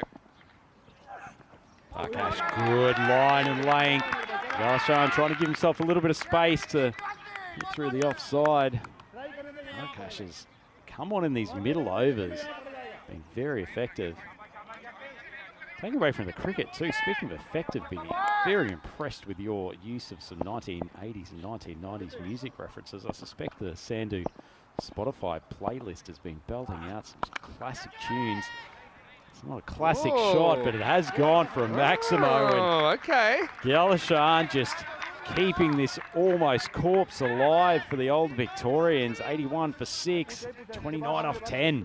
Well, I could go a bit more Swedish, a bit older, and I could say that the SOS has gone out. And good response there, carved away. And Luke gets plenty of bat on that. It's his first Maximo of the ECL, and he's, again, you're hoping just to get the fielding team, the bowling team, a bit nervous here. And if you can get it down, you know, below 20 last over, then could be in business. Parkash moved to bowl over the wicket to the left-hander now. Spears that into the pads, got away with that delivery. Needed to take the wide there. Needed to take the wide. Anything down the leg side, anything missing the leg stumps are wide if you can just get out the way. The extra ball would have been so handy. Either way, it's 1 run. Tell you what, Not leave easy the take extra for the ball, keeper. tickle that one down to fine leg. Vacant area, Parkash, dicey stuff. Yeah, that's the one we were worried about. Left-hand, right-hand combination here. Duckett was dropped, wasn't he? Still there. drilled straight down the ground, but it should just be the single. So, Victorians, this rate is starting to look very, very difficult, particularly with 2 men at the crease, so you would not say a likely to launch consistent maximos in the final over. So 27 off 8 balls. I've got a feeling we hit a big 5 wides here. I've got a feeling. Hopefully wrong for Portuguese supporters. He gets it right. Credit to him. Down the ground. It'll just be a single. It just shows that 109. Batting's not as easy as some of these guys make it look. I think sometimes you get a false impression of what it takes to be successful out there. It's fine margins in batting. I also say it's quite a blustery day today, Vinny. The swing bowlers have got a little bit more to work with. Gash in particular has enjoyed the conditions. On that occasion, that could be your 5 wides. That is pushing down to the boundary and just kept in. Well, they're going to come back. Gollie's out of position. They build Gollier a statue. I have no idea how he got a hand on that. But yeah, this, I don't know where, it just gets the release completely wrong. And I reckon this is to do with the left-hand, right-hand constantly changing. But this is an acrobatic bit of work from Gollier that saves 2 runs. That'll be 3. Last ball to be re-bowled. Well, he's managed to get that one on the pegs. Fortunately for the Portuguese side, that's the end of the 9th over. Well, a few things certainly happened in it, but not enough for the old Victorians. 88 for 6, still needing 22 off the last. Oh, look, we've seen it happen before, haven't we? And who knows? If we get, 21 off this over, then we'll be heading for golden ball. 55. We had one on Monday. Could we have one on a Sunday in week 1? I'm thinking highly unlikely, but you never know. You hit a 6 first ball, you might just start to believe. But these old Victorians, they can hold it. They just haven't really clicked at all during this innings. But 1 over could change everything. Well, I'm going to think a little bit more rationally about this Maximo. I don't think either of these two are likely to bash a Maximo down the ground, but Singh coming on the bowl, he's got a lot of pace. Maybe try a ramp or a little dad through the offside. Swung hard down the ground. Fielder coming around does a good job. Crow coming in, direct hit would have had him, and even Gollier might have had a play there at the striker's end. I don't think it's out, but there is no shortage of drama happening, and they will sprint through for a further one. Yet another shy at the stumps is missed. Well, well, well. 22 needed before they started this over. Who knows what the score is now? Is that 3? I think so. We have to go to a recount. Bit of the old Florida hanging shards from the 2000 election. That would have been out. I think he's in there. We'll have to check that one. But then the ball goes, and then, yeah, at the end, we have another overthrow. This is the second run. But he's just in. Crazy. That looked like a bad ECS final ball, to be honest with you. Cue the music. So they get 3. Do you have your 3 on your bingo card? Can we get the Benny Hill theme tune to I think we'll overlay need it. that later in the day? We should buy that because we get great value out of it here on ECN. All right. 19 off 5, so 3 scored off that ball. That's one way to bring the target down. 6%. I will hold to my theory that these two should be using the pace of Singh. Fielder move down there to fairly fine third Swing man. hard. That sums it up. Sums up the innings, really. That was a crazy one. Fair play to the old Victorians, though, not giving up. These two sprinting between the wickets. And a few elements of shabby fielding from the Gamblers. Probably won't cost them in the end, but no, 4 balls to go. 18 required. Big swing. Should be a catching opportunity. And this time it is pouched. And Shada Rahman, who was pretty good with the ball earlier in this game, takes a nice catch. And that's the 7th wicket down for the old Victorians. Despite his best efforts. Watching Rob Duckett. Probably needed to get a definer edge on that. Send it flying over third man. As it is, he's back to the pavilion, and that might be all she wrote for the boys from Jersey. Yeah, well, the opera lady's been in the wings. She's been warming up for a while. I think she can probably come out and rattle out a few bars now. Shada Rahman takes the catch. Rob Duckett goes for 12, 92 for 7. I should mention, though, that they have secured a point at least. So both teams will take some points away. It just looks like Portugal are going to get the 3. So is that the politically correct term now, opera lady? I'd rather not mention the size. Seeing I will tell you that it's all about the bumps. As we'll get to the last couple of balls of this one. Hey, well played for Gamblers. Really good defence. I mean, both teams have made some bonehead errors in this game, but yeah, Gamblers, I think maybe the greater experience in the format, and also the fact that they've clearly had some outdoor training, a bit more match-based training, played some practice matches, probably showing up a little bit. big swing from the left-hander. It's gone nothing but straight up in the air. Unfortunately for the Gamblers, fielder coming in there from a long off. Simranjit Singh, not quick enough to pouch the catch, but they're closing this game well. And Karamir Singh, he's probably been ultimately the most important man for the Portuguese squad. Certainly powered their batting lineup and has done a good job with the ball. So 16 runs off the one ball, unless we see some incredible comedy fielding.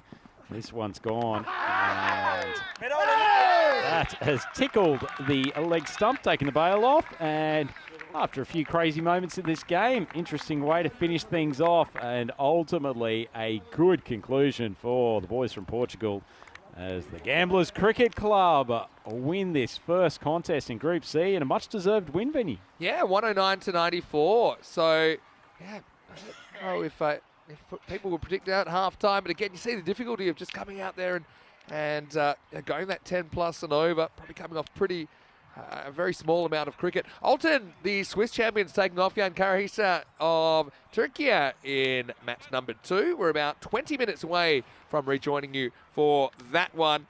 And, well, the Turks decided they want to bowl first. They're going to run into a pretty strong Alton top 6. I know that you know these guys very well.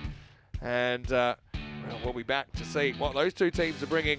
Of course, Afyon Karahisa, their first trip to the ECL. Alton, it's their third. Well, high hopes early. We did talk about the importance of making sure you got through the openers. Gamblers ultimately were able to do that, and that went a long way to winning this game. Yeah, for a team named the Gamblers, they actually played some good, smart cricket. Took some calculated risks with their bowling lineup, in particular bringing that man on, Cambodge, who bowled an absolute hurler of an opening over. Picked up a couple of cheeky wickets in his 2-over spell, and was probably actually the best of the bowlers in the end, particularly against what is a well-credentialed top order from the old Victorians. They're also pretty solid in the field, to be fair. 1 or 2 moments of comedy cricket, but apart from that, some good catches by the outfielders. Ultimately, though, just very clever bowling. Their battery of left-arm pacemen. They had men trying to swing the ball both ways. In essence, really gave the old Victorians batting lineup a lot to think about, and they really didn't come through with the goods. They had some good strokes from their top order at times. Charlie Brennan got 1 or 2 away, but ultimately none of them really looked like they were in great rhythm. It looked like a bunch of good players out of Nick, kind of all at the same time. Speaking of Nicks, just a little one. Finally brought the end of Charlie Brennan. Again, he can deliver a lot more. Slow start, to say the least, for Old Victorians. They take a point out of the game, and look, it's not all doom and gloom. We'll see them later in the day against CC Academic Sofia, the Bulgarian champs, and also Gamblers. We'll see them, of course, against the Turkish side in the 4th match of the day. But credit to Gamblers. We saw a couple go down, but we saw some good catches taken. We saw the bowlers, I think, pretty much getting it right. Even when they missed, they didn't miss by too much. That was the cherry on top of the cupcake, wasn't it? That was a bail smasher. I think that bail is in pieces. A little bit like this old Victorians batting lineup as they go down by 15 runs in the opening match of Group C. Indeed, summed it up very, very well there, Maximo. So a great start to the tournament for the Portuguese champions. That would have been a matchup that they were looking at as very much a 50-50 contest, but they have delivered, and in particular, very impressive performance with the ball. Unfortunately for the old Victorians, just none of their batters really got into the flow of the game. Charlie Brennan at the top of the order got a maximo or 2, but ultimately couldn't really flash the ball to the boundary with regularity. Jonty Jenner, a couple of nice shots, but went early, just one tickling through to the keeper when he tried to go to leg side. Like Corbell, he was a victim of Rahman, and ultimately very consistent bowling performance from the Gamblers. Parkash was good, Cambodge very good at the top of the order. 22 extras, probably a few too many, probably flatters the score. But yeah, Jenner's dismissal, that's probably the one I go back to. It was avoidable, probably was a poor choice. But I suppose you never know. If he gets away with it, looks like a genius. 3 for 11, Cambosh was brilliant. Probably give him the best of the bowlers, though he had some competition because Shada Rahman bowled very well. 2 wickets each for Parkash and Karambir to finish things off. Junaid only required to bowl the one over in there. So no one really letting their side down for Gamblers. No, indeed, and having a look at the top, it feels like a long time ago that Junaid, one of the prime bowlers for the Gamblers, went for 13 off his first over, and the old Victorians completely in control at that stage, but things went downhill very, very quickly, and ultimately an excellent performance first up from the Portuguese champions. They will put themselves in a prime position for a good spot in this Group C table. So Gamblers winning this match by 15 runs. We've got plenty more action here today, haven't we, Vinny? We sure do. And Gamblers, they'll be hoping they can go 2 for 2. All Victorians, they'll just be hoping to get a win out of opening day now. We'll be back in around about 15 minutes then to take you into the next match. And it's the champions of Switzerland and Turkey going head-to-head as Group C will continue right here at the Carter Oval. Vinny Sandu, Mr. Maximo with Andrew the Rhino Ryan. And we'll see you shortly for more European Cricket League.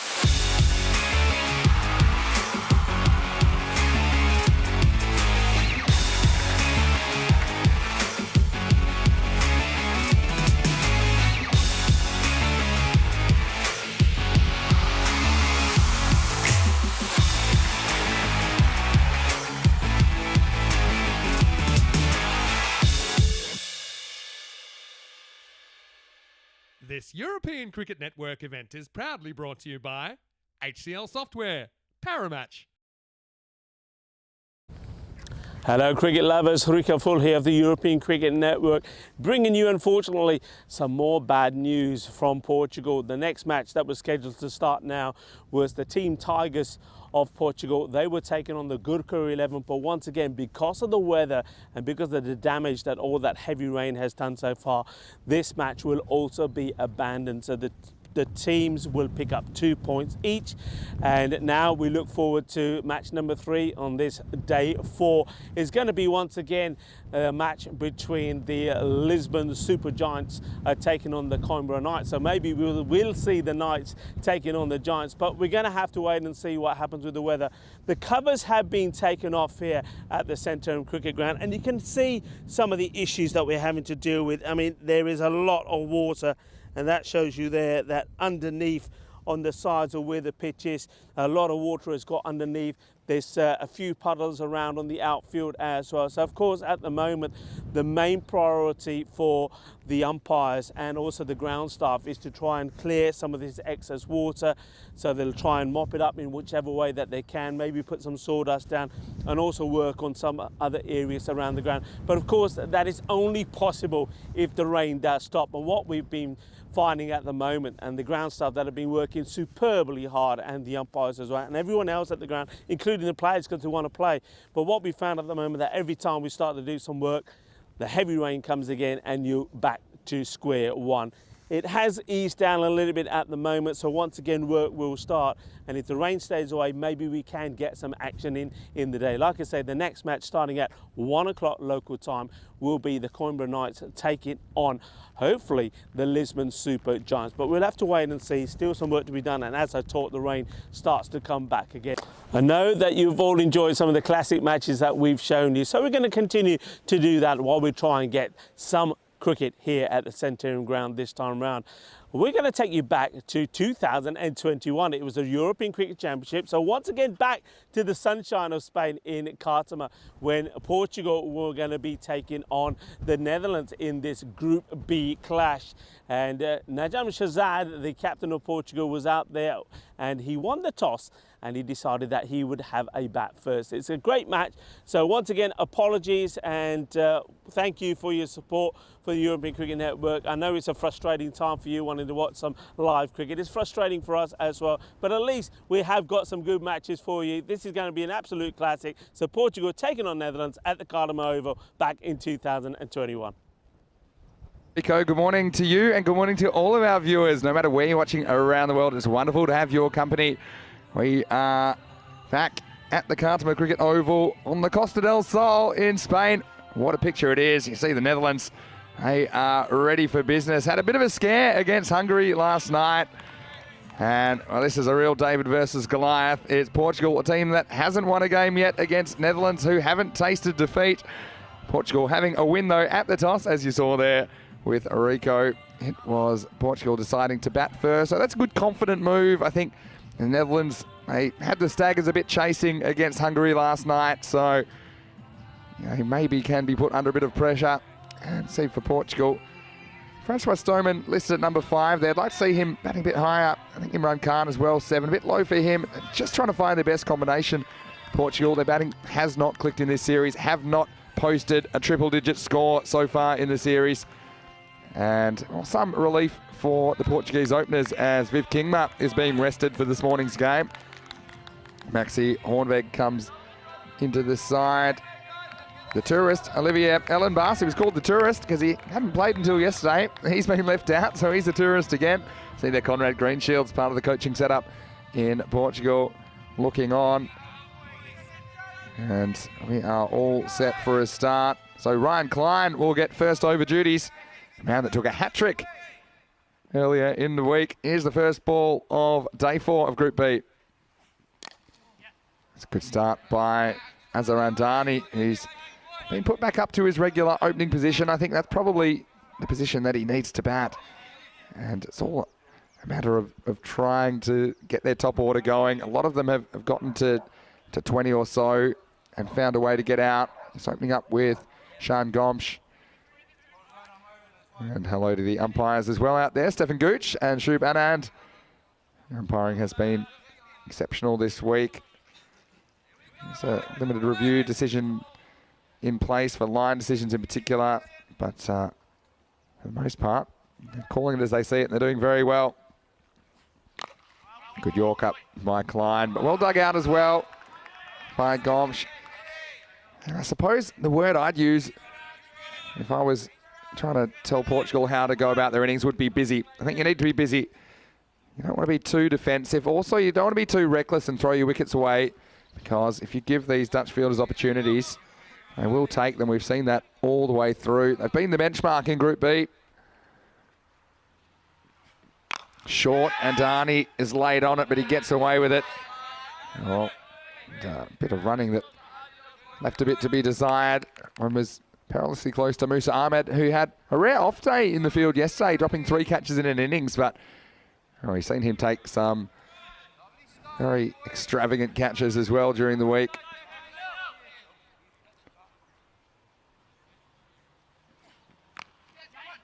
Gomsh push this down, could be trouble. Wow, this was pretty close in the end. And Darnie, probably not the quickest between the wickets based on what we've seen so far. See, yeah, he would have been gone. So half a chance, they don't miss too many. It's probably one thing they want to work on, the Netherlands, hitting the target in the field.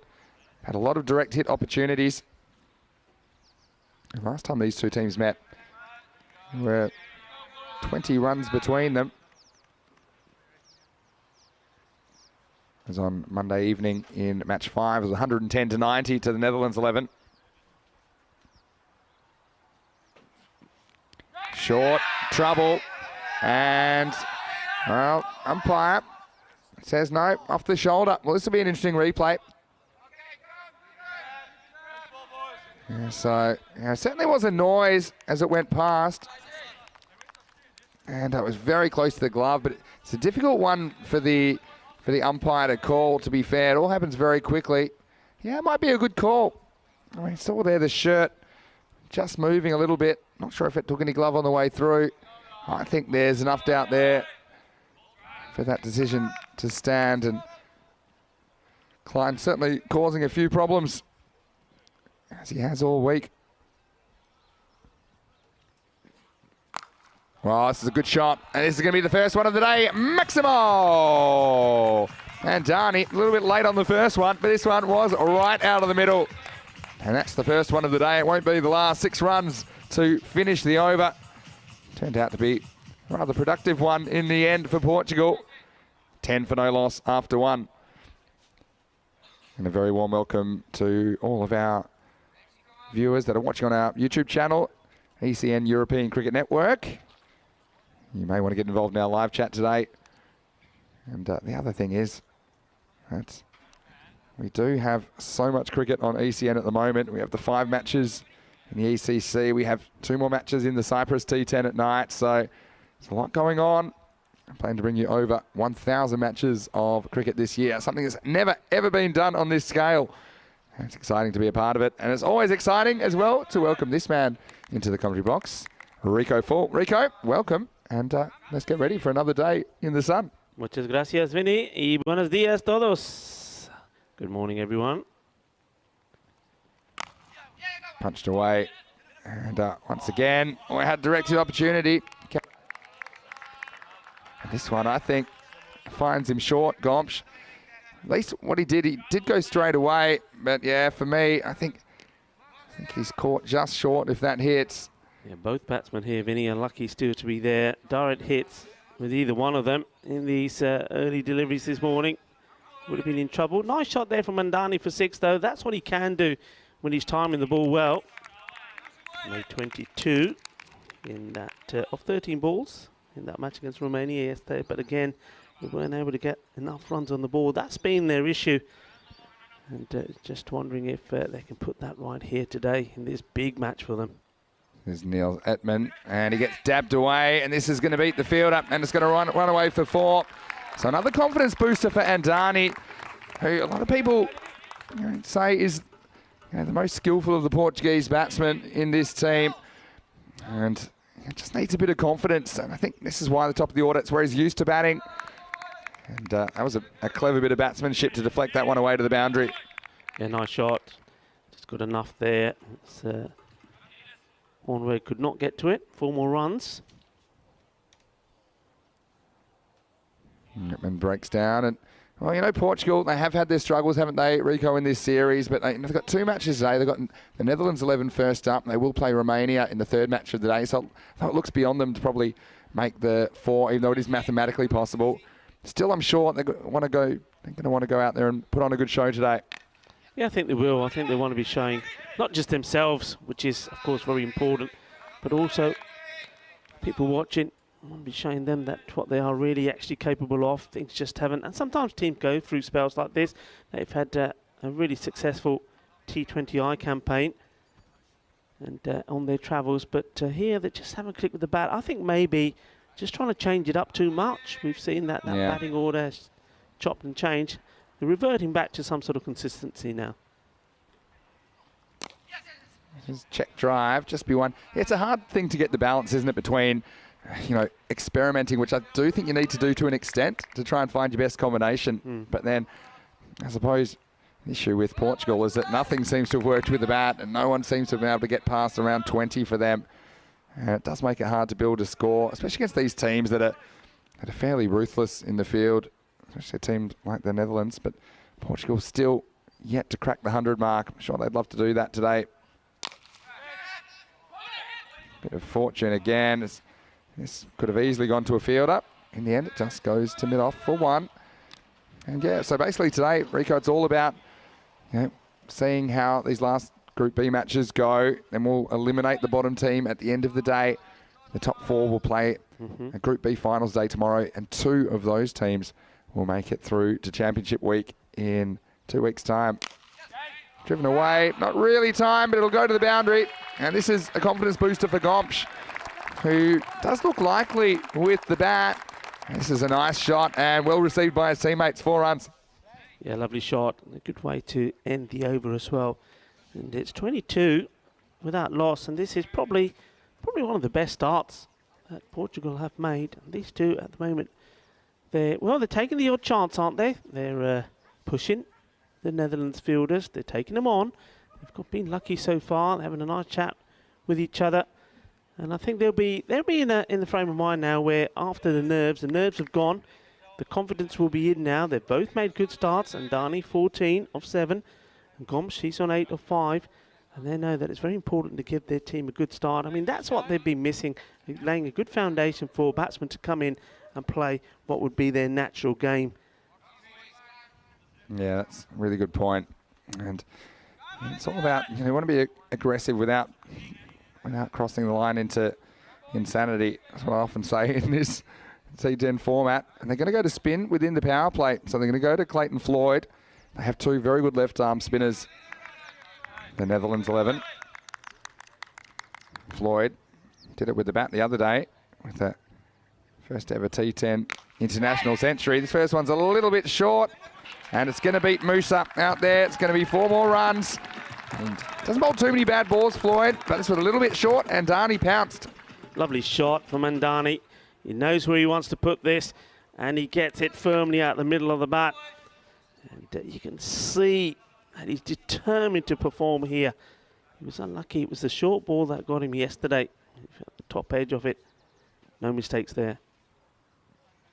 And he dissected that field perfectly. Just the one man out there, mid-wicket, and the other man at square leg. So Netherlands slight change in their normal field set here to Andani. They've got 2 men on the leg side.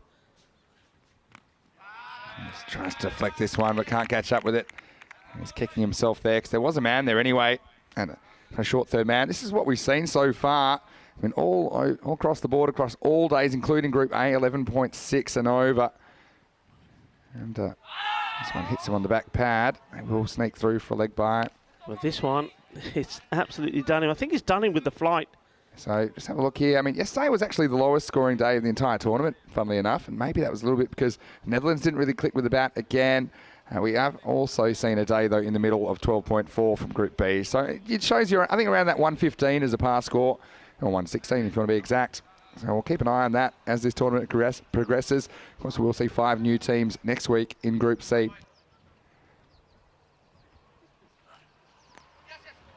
Deflection from Gomes. It'll just be one. And certainly the Netherlands, Rico, have such a well-balanced attack, don't they? I mean, I know they don't have Kingma this game, but Kingma and Climb up front. You've got the 2 left-arm spinners. Then you've got these other options like the captain, Brandt. You've got Edmund. Yeah. You know, a handful for any batting unit. It goes up here, and this one hasn't carried the field, and it's taken. And it is the captain, Sebastian Brandt, who I just mentioned, that takes this one. And I think in the power play, with mid-on and mid-off up, and Dani fancies himself to go down the ground, but it went higher than it went long, and it's the first wicket of the day. Portugal lose it, and it's 28 for 1. Yes, and once again, it's spin. That's the damage. That's his other partner, Delmay. Both of them together can be pretty ruthless and skittle through the batting lineup. And Andani just failing to get to the 20s there, like he did yesterday, 11 ball 18. He just needed to get his feet into play there. I think if he had just taken another step forward and hit that, it would have probably cleared the fielder, but ends up not getting good power into the shot, and then it's fairly straightforward catch taken there by the captain, Brandt. I'd be disappointed to go for 18. So many scores between that 15 and 20, or 15 and 25 for Portugal this week. They just need someone to go on with it. That's the nature of the game, I guess. There's one man who can, isn't it? I mean, yeah. Zaib, he's been in really good form. Yeah, I do think he's a very useful cricketer. Here he is against Floyd. He tosses this one up, and it's deflected away. And this is good stuff in the end from Gomes. He had to get on his bike. Well, Gomes loses his bat here. I don't know whether this is because the ball struck it or whether it just plugged. This part of the field, the bat jams. You see, it gets in, so he's got no problem there. But then, see, after this, you can roll that one through if you want. You'll see the bat just kind of jams and sticks in the turf. And he had to hustle. That was a good call, though, because he was backing up and it was his call. It's the end of the 3rd over, end of the power play. It's 29 for 1. Yeah, 29 for 1. And I think also, I thought maybe the throw perhaps could have gone to the other end there, because Zaid was very slow running and he was ball watching. He's got to be careful, because he will find that these guys, Netherlands, they will pick up on that, and they'll be shying at his stumps. Here's Maxi Hornweg, who we did see in the ECS in Capella, just outside Rotterdam, around about 3 weeks ago now. He is in the side. Hasn't had a lot of opportunities to get in the 11. It's Maxi does get a chance, and you'll see him principally as a bowler in this lineup. He's a nice tall man. And yeah, that was huge, wasn't it? I mean, very big miscalculation there from the bowler. Probably thought he was bowling in the nets, because bowlers always in the nets seem to be bowling from around there. Anyway, free hit time. And misses out. So in the end, he gets away with it. It's effectively just the 1 run off the first ball, but it was an interesting one. Very interesting one. I think that in the nets, Maxi, it's probably when they're bowling to you, mate. You know, bowlers in the nets. Something I know annoys coaches. Closer and closer, pick them in. They all bowl no balls in the nets. Hey, what about when we were in Barcelona playing with those kids? Oh yeah. Forget bowling. Get the chucking game on there. Chucking at us. Flicked away. Unfortunately, it won't quite carry down there. And what a journey it's been, though, from when we were there in February, you know, and from there, seeing players as we've been on our travels, and a lot of those players have featured here in this championship. Hasn't it been absolutely marvellous? Yeah, it certainly has. And that's why it's nice to be back in Spain again, to be honest. It just feels like a coming home of sorts, because that's where it all started this year in 2021. But yeah, it's a real celebration of European cricket. Gomes gets this in the gap and he gets 4. Well, maybe he's the man that can go on with it. He moves into double figures. And again, he's not slogging out there. He's playing cricket shots, and there is value in doing so. And he works Hornweg away to the 3rd man boundary. Yeah, intelligent shot. He is a good cricketer, Gomes. I've liked what I've seen from him. But he does have the knack of getting himself out. He'll be determined here to stay in He'd be talking to himself upstairs all the time, saying, okay, just keep going, just stay there, play the shots you know you can play. And if you can do that, he is capable, more than capable, of scoring good runs. I agree. I mean, you talk about where it all started and mentioning Spain, Barcelona. Don't forget, it all really started in 2020 in Sporting Alfas. Yeah, that's true. Albert, close to Benidorm. That's true from the ECS, but even before that, the ECL 2019. So, yeah, had a lot of great quality cricket from this nation. And Gomes goes after this one. Big swing. This is out. I suppose he's probably taking a gamble there, saying if he gets a touch, no slipping play. Have a look at this. This is Netherlands 11. You see they've dominated with the bat, 135 per 10 overs. That's actually come down a bit, but they're just squeezing the opposition, only allowing 84 per 10 overs. Portugal only 88 per 10 overs with the bat and conceding 12.3 and over, so 123. So you can see this is a mismatch, but this is T10 cricket and anything can happen. Portugal fighting for their lives. They need an upset here if they would have any chance of making that top four. Oh, cracked away. This is a good shot. Really good shot from Gomes, who just stands and delivers. It's kind of a front foot square drive. It crashed off the fence, and well, he's looking more confident the more time he spends at the crease. Yeah, I think this one was appreciated by some of the Netherlands players as well. Even they said good shot. It was a lovely shot. It looked beautiful. Well executed. 4 more runs go on to his tally and to the tally of Portugal here. Well, Gomes is one man with top-class experience, of course. So he probably knows a lot of these players that he's batting against. And this one, little noise. I'm not sure this was bat, actually. My instinct was he flicked his pad with his bat. I mean, we'll have a look at this one on the replay. Tell me how close this is to the bat. Well, that was my initial reaction. The replay wouldn't support my hypothesis. But, we'll see what we get there. I mean, it's not convincing, though, is it? It's not convincing. There was some noise, but hey, look, the umpires in the best position, and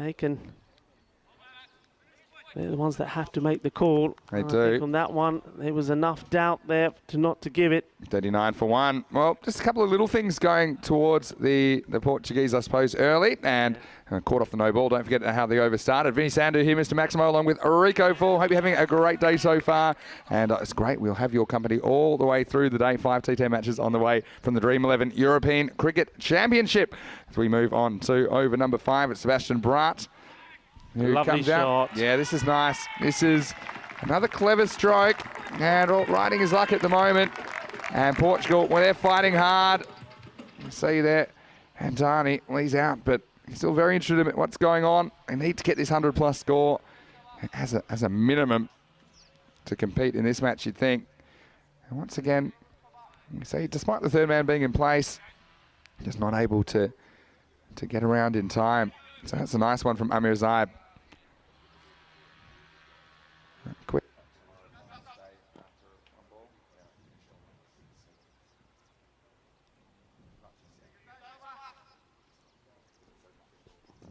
So Zaib, his next move, just works this away. It's well played. This man Lubbers, he's been busy down there. And look, this is the reason that we are playing the group matches today, to sort out these rankings. We've got the top 4 tomorrow. You can see that 2 of the teams will make it through to the championship week. And so the top 2 looks pretty set at the moment with Netherlands 11 and Austria, but you know, anything can happen. 3rd versus 4th, we're playing an eliminator tomorrow morning. So this will be finals day tomorrow. And by the end of that day, we'll know exactly who is going through to week 4.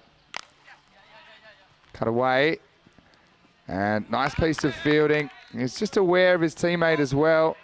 Musa tapped it over to Lubbers, but still good running by the batsman. They get 2.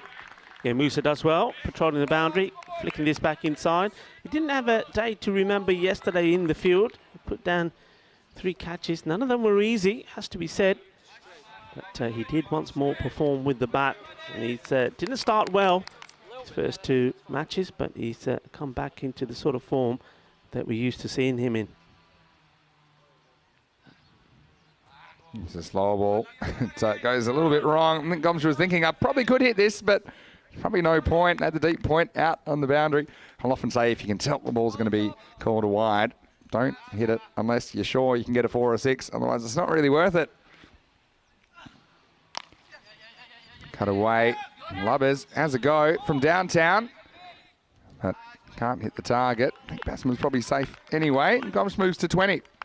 This is exact kind of innings I'm talking about, where we've seen Portuguese batsmen get to this mark and find a way to get out. So he survived a very close call last over. Perhaps a bit fortunate to survive, but he has to make the most of this opportunity.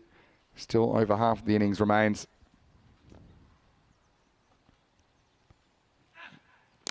Slow ball, but driven down to long on by Amir Zaib. Certainly, you know, we love this cricket ground. So much work's gone into it, hasn't it, Rico? And all the feedback we're getting, people are really loving, you know, the scenery from the Costa del Sol. Beautiful part of the world. No, it really does look so picturesque, especially in a morning like this. Sun's out. You see magnificent views, and well, this is a nice view for the batsman, Gomes, because he gets it past the fielder and he goes for 4. And he just keeps plucking away, and every time he's being given a bit of width there, he's very quick to get on it. This is a nice shot, though. Just look, gets right on top of it as well. He steers this to exactly where he wants it to go. So 4 more there, and the score moves on to 57 here now. I think with that one, 53. Yeah, 53. Getting ahead of myself. Maybe you know what's going to come up next, but now 50 comes up off the last ball of the first half of this innings for Portugal, and it's the kind of start they needed, isn't it? You know, it's got to affect your morale when you've not really been able to perform to the standard that you desired. But here against the big boys, they are standing up, and yeah, I like the way Gomes got over the top of that cut shot. So Hornveg's going to get a second over. And yeah, the weather today, speaking of the weather, give you a bit of an update after this ball from Max Hornveg. Just tapped away to Floyd. Just get a single. That'll bring Gomes back on strike. Yeah, currently about 23 degrees. We're expecting a maximum temperature of 26. Now, there is the threat of a thunderstorm this afternoon as well. That has been the case the last couple of days, but we haven't had one yet. So hopefully the weather gods are kind. Maybe We're the storm. very fortunate, haven't we? I mean, I know there's been a lot of rain around us. I was talking to his wife yesterday, and I know the Alicante region has had a lot of rain. Barcelona as well has been involved with the old Gotza Fria. We've been fortunate. I think the mountains here surrounding us has kept it away. Well, may it continue. Well, this is smashed, and this one might bring rain because this is a real supersonic blast. Nice new balls, please. Gomes goes bang. Maximo. What a shot that was over mid-wicket. Oh, this is superb. Boom, shakalaka. Well, I was talking about the mountains around us. Well, this one's gone on top of one of those mountains. What a shot that was. That was picked up sweet. Absolutely lovely. And just all timing, just using the pace and smashing it away. That was a sensational shot from Gomes. Came from nowhere. Around the second half now. He's made it to 30, and he needs to go on with it. Hornweg wants his revenge. It just shows me at least he's got his head screwed on here, Gomes, because how often do we see a batsman, after batting for a while, hit a Maximo and then Hornweg hasn't had too much luck so far with the catch off the no ball. I suppose you make your own luck. Oh, this is a ridiculous shot, and he's gone reverse. And how about this from Gomes? That is an unbelievable reverse Maximo. Oh, this is just beautiful. This is what we're talking about. Sun, sea, sand, and sexy cricket on the Costa del Sol. What a lovely shot this is, and all the way for 6. Oh, that was classy, and that is now the shot of a man that's seen it well, and he's in good form. And as you said, when the ball's good, he's happy to respect it, but when he knows it's there for a shot, even a shot like that, he takes it on. That was great shot. Amazing shot. I mean, had to be an element of premeditation in that one. Unbelievable. What's next? He goes straight, and he goes into the gap. And a good bit of fielding down there. They're going to have to hustle. I think direct hit. Amir Zaib was gone. Yeah. But again, calculated risk pays off. His partnership's now worth 40, and Gomes is turning it on. Yeah, Zaib is not the quickest, is he? We've seen that already. But look, these two, They're doing well. 40-run partnership now here. And starting just to accelerate at the right time as well.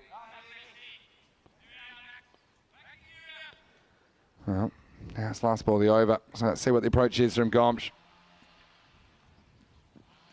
Retries one more time. They will take a one. And Zulfikar was forced to throw with the glove on. I think couldn't quite get it off. But in the end, they do get through for one run. Leg by, I think it'll be in the end. At the end of 6, it's 69 for 1. Yeah. Well, that's the acceleration that Portugal needed, wasn't it? Just through overs 5 and 6, as over 5 went for 14 and over 6 went for 16. So 30 off the last 2, and well, they're set up nicely to finish this chase. But I think that man Gomsh, he's got to go on with it, Rico. Yeah, he does. But I think this is going to be interesting now for me. There's a change, and I was expecting Demay to come on. He wasn't at his best in the last time we saw him. I think the batsmen were taking him on, and he was getting a bit of stick, getting a bit of whack. So he'll be wanting to get that out of his head as he's coming on. But look, similarly to Clayton and Floyd, when they come on, they always make something happen. We know that Floyd, he's still got an over to bowl. So interesting phase of this match.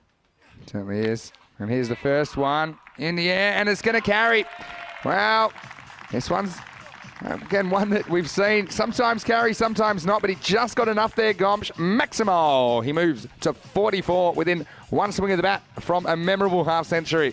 Yeah, I mean, this is the problem that Julian Demay had yesterday, was just a little bit too short. And every time he drops it short, the batsman latch onto it. This time, just be the one. It'll give Zaib a chance. He's just played a bit of a second fiddle role so far, but he's now got the opportunity, I think, to open his shoulders a little bit. Yeah. Because he's got Gomsh at the other end going great guns. I think the main thing is he can't chop any dot balls. Needs to at least get one, get Gomsh back on strike, but of course, if we can get more, that'd be even better.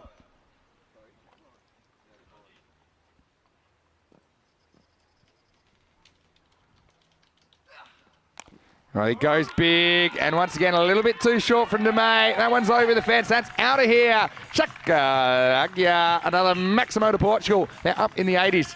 Yeah, and, well, see Demay straight away after that delivery, just calling over his captain, and he's having a chat with him about something. And maybe he wants to have a field change here, but really, he's too short. I think all 3 balls that he's bowled so far have been too short. He's got to get the ball further up there, and maybe just take some of the pace off it as well. He's a tall man, isn't he? Very tall. So, I mean, if he does fire it in, it does come in like a medium pacer. Just got to get that flight into the ball. He gets good bounce, but you can also take advantage of that. This one's more pitched up, and Zaib will get one. So that's a good result for Portugal. Yeah, because if it does bounce, you want to play that shot that Zaib played, just the ball before the last one. It does give you the bounce to work with, so you know, you can really fly off the bat. And Gomsh, he's on 45. And he goes bang, and this one will make it to the boundary as well placed. There was a man in the circle at 45. There's also a deep backward square leg, but it bisected those fieldsmen. And, well, now Gomsh within 1 run of his half-century. And I love the way he's just gone up a gear. Yeah. But he still has been selective, I think, in this innings. So, just the one required. And he gets his 50 in style. What a good innings it's been from Sean Gomsh. He's promised a lot this series, hasn't really delivered just yet, but he certainly has this morning against the big guns of the Netherlands 11. 50 off 22 balls with 3 sixes and 5 fours. Yeah, Shaba. Gomsh, 50 off 22. Both अच्छी batting की. We know he's got the ability and we know he's got the talent. And it was just about applying himself, and he's done that perfectly. And I think the words he used, he's been very selective, is absolutely spot on. And that's what's got him there, and that's what's got his team in a good position. 88 for 1 of 7. So just a reminder about where we are in this tournament. This is Group B, the second week of action. There's 4 weeks in total. And by tomorrow, we'll know which of these 5 teams you're watching this week will make it through to Championship Week. They'll join Belgium and Spain. And they'll also be joined by 2 teams from Group C that we'll see next week. You see the 5 countries there that will make up Group C. So a lot of action still coming your way. We're not even halfway through yet. The first ever Dream 11 European Cricket Championship, the Euros of cricket. As we see another reverse attempt. Clayton Floyd comes back into the attack. Just a leg bias, a no bat on that one. Yeah, Phenom in the chat was saying maybe Clayton Floyd might have been able to have a bit of a chat to his fellow left-arm spinner. Or maybe.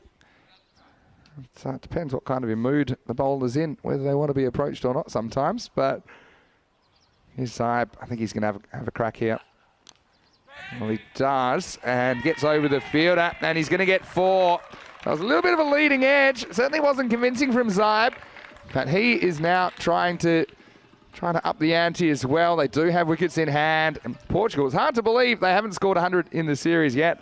I mean, they're almost there. Plenty of balls remaining. Scores up to 89.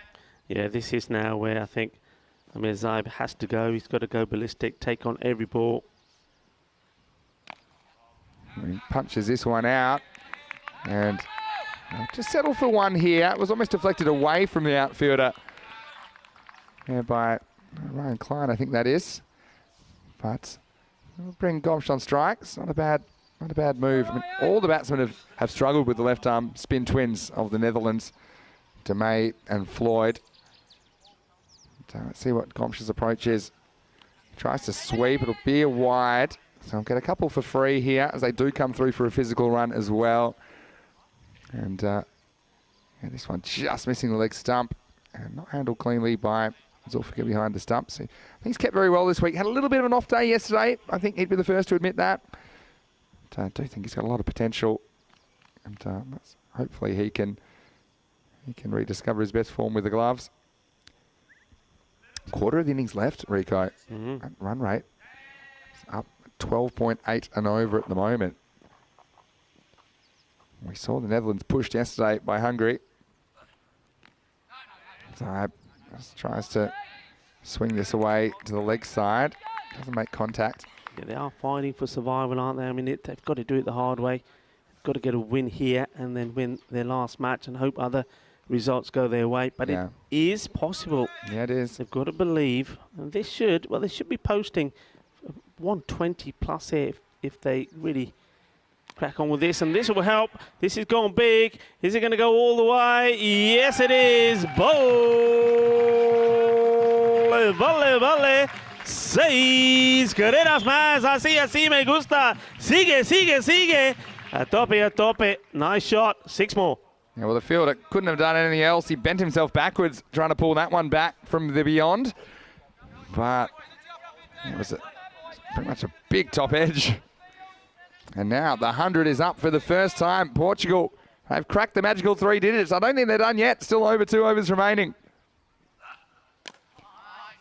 So I won't get a run here. And so Gomsh will have the strike at the end of 8. Portugal in an unfamiliar situation with over 100 runs on the board. It's 102 for 1. Yeah, this partnership goes on to 74. Now, wouldn't that be something? Like we say, get to 120 plus and maybe get a 100 partnership.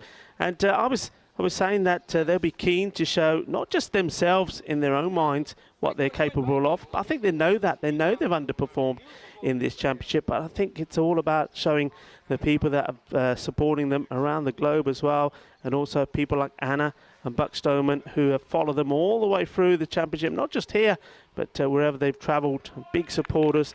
And of course, they've got 2 Stomans that play in the side as well, Francois and Miguel. We decided to get ahead of the game. And this is a really good piece of batsmanship.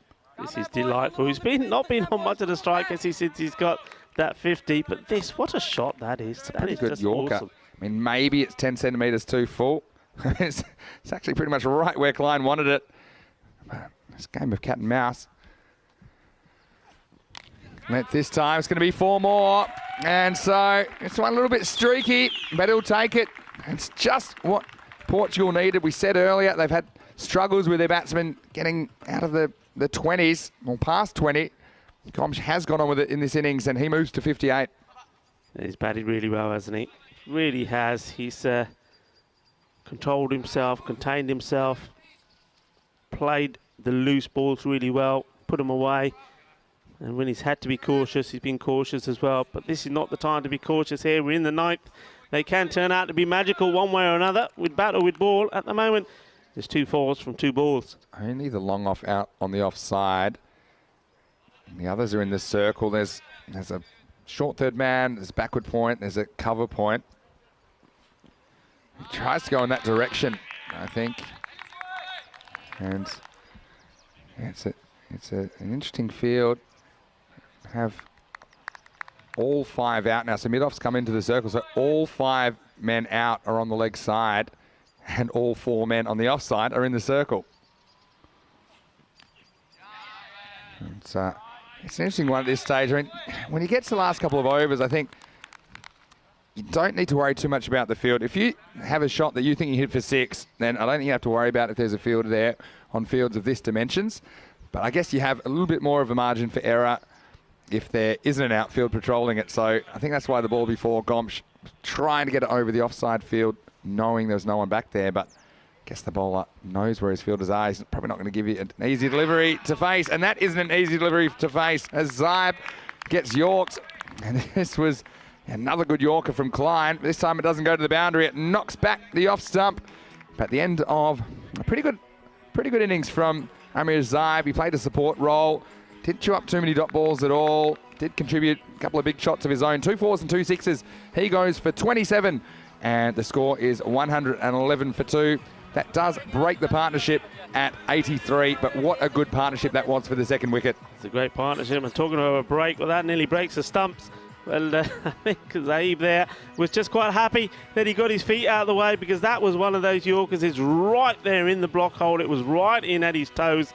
And you saw him doing a little bit of hopping, making sure it doesn't make contact with the toes, because that certainly was a toe breaker. It's the base of the off stump. A very, very good Yorker. Great delivery. But look, it's been a good partnership as well. And well batted, you have to say, to the man who really was instrumental in it as well, Amir Zaib. He had to change his style slightly, especially the way that Gomsh was batting. He played the supporting role and put on a very good partnership. But it is, of course, the Nelson that brings the wicket. Yeah, the 1-1-1. So, new batsman out there is the captain, Shazad, who's on a bit of a run of outs, isn't he, Rico? And he survives this ball from Klein, but that's a really good steadying over from Klein. In the end, it only goes for 9. And after the 9th over, it's 111 for 2. Yeah, I mean, it was an interesting over from Klein. He was playing about with his line, playing about with his field as well. But once the single was taken by Gomsh, the left-hander, he got darted in that deadly Yorker delivery and gets another wicket. And he's gone bowled his 2 overs for 18, 1 wicket. So the final over. Klein's just continued to impress, hasn't he, throughout this series. I mean, there were 2 boundaries that over. One of them was just an outstanding shot by Gomsh first ball. The other one was an edge. Apart from that, just the single. So just putting the brakes on a little bit. Sebastian Bratt, the captain, will come back to bowl the 10th and final over. Behind to Gomsh, who's on 58. And short and just worked away for wide. Again, he's had a bit of a run of out. Some of the captains that have struggled with the bat. We know Ramesh Sathisen for Romania hasn't been able to get going. But Shazad's done a fair bit with the ball, though, and in the field he's taken some excellent catches. Captain to captain. Well, cracks this one and gets it good. And that one's going to fly past the giant ice cube for a Maximo. And what a way to get off the mark. Shazad picked the slower ball, had the length to work with, and he just hit straight through the line of it. Great shot, 6 runs. Yeah, lovely shot indeed. Bratt going for the slower ball, second time on the trot. And this time the captain, he says, well, I'm not sticking around. You know, he's got the power, he's got the strength. And he could give them a good finish here. Yeah, Gomsh enjoyed that one too. So, Bratt, does he persist with the slower ball, or maybe does he jam in a Yorker? Let's find out. A bit more time to think about it. But yeah, now a couple more of those away, 130 plus, and if you hold your chances. Goes pace on. Shazad tries to swing it away. Big gap at deep mid-wicket, but not able to make any contact. Yeah, it'd be interesting also to see how Netherlands go about this. Remember that one yesterday against Hungary? I mean, it wasn't a lot of runs on the board. 108, 109 for victory. And they only got there with 2 balls to go, and only one batsman really made any contribution. That was Lubbers, the left-hander. Well, this is a dead ball because it's gone backwards. And as this almost hit the umpire, I think, well, this will be an interesting replay. There's slower balls. This was slow, so slow it had negative velocity. Because somehow gone backwards, just slipped out of his hand before the backswing. This could be a wide. Yeah, it's gone over his head. And yeah.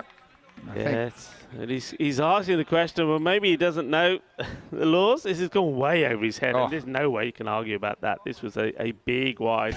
Even a tennis racket, and he probably weren't reaching that. I think Shub just explained it to him. Anything that's over.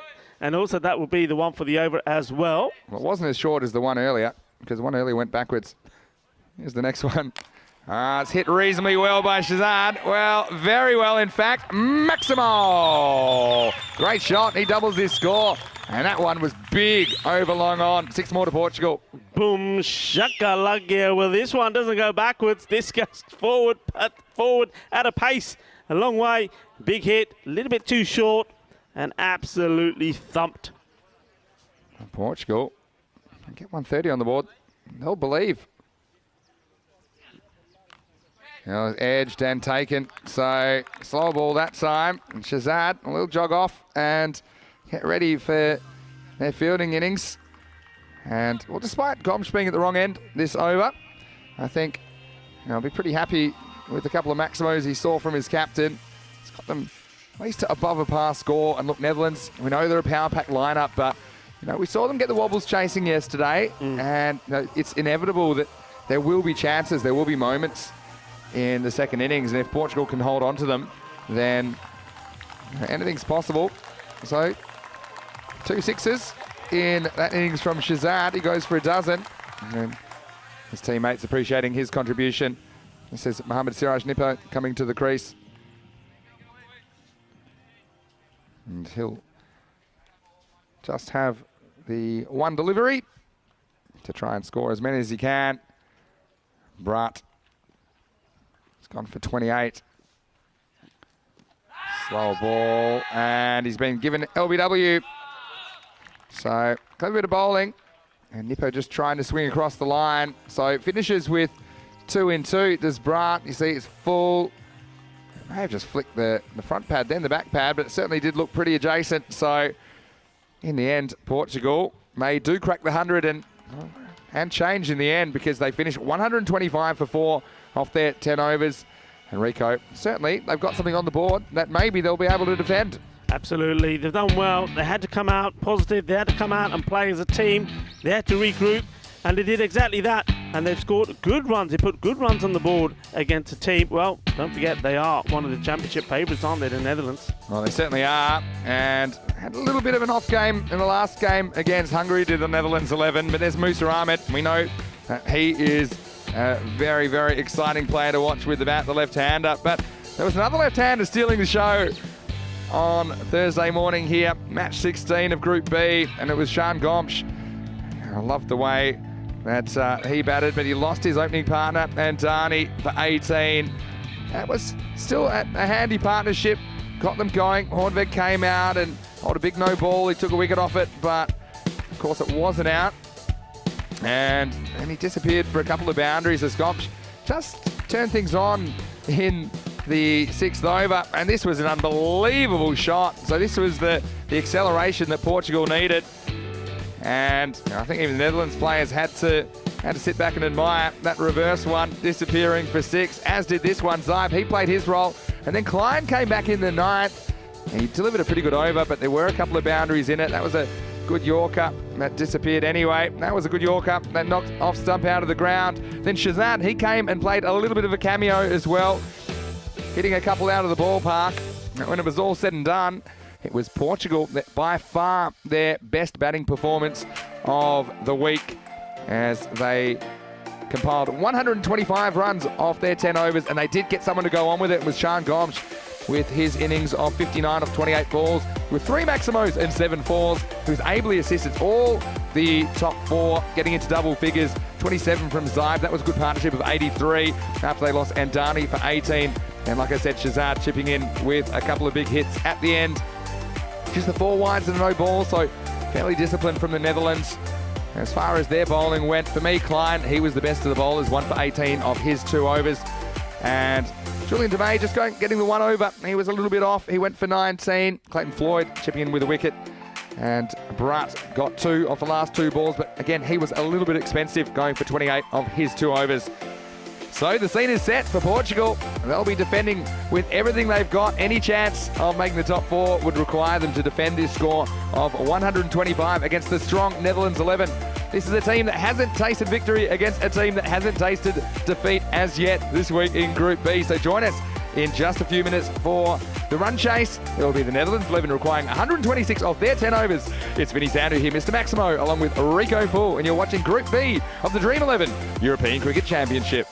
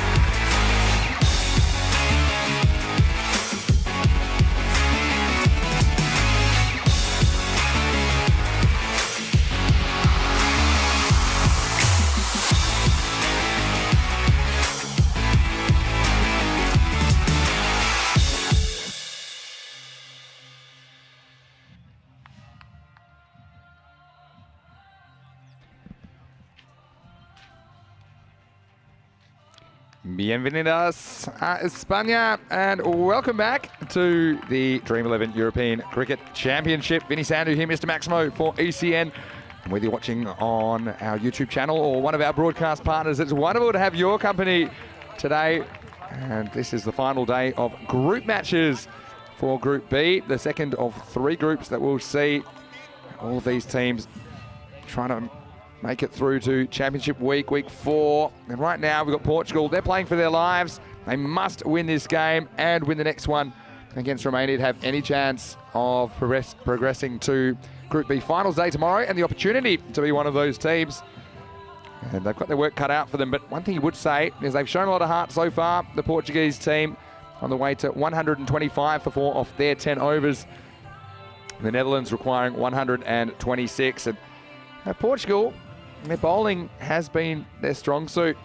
It's their batting that's let them down this week. So, and the Netherlands, you would still favour them in this chase, although it's a little bit over par, probably 10 over par.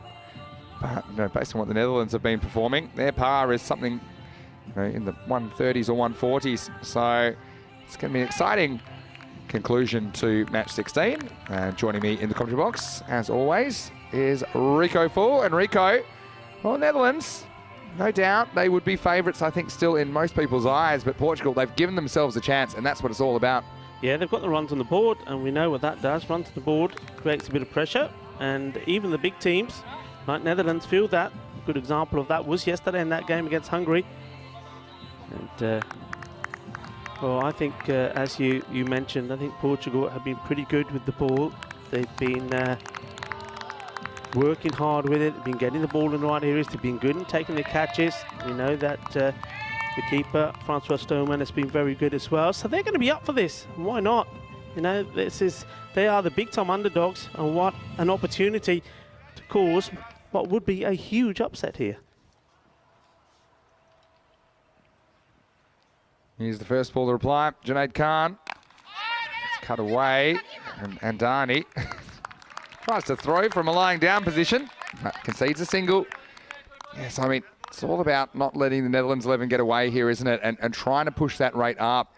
Could go one of 2 ways. Netherlands, if they get a big power play, something around the 50 mark, then they can probably cruise from there. But Portugal, they have to fight. They have to take their chances. This is Lubbers, who batted very well for 58 in their previous match. Got a few guns down the order, of course. Floyd and Musa Ahmed, their regular openers. And Lubbers is making a case, though.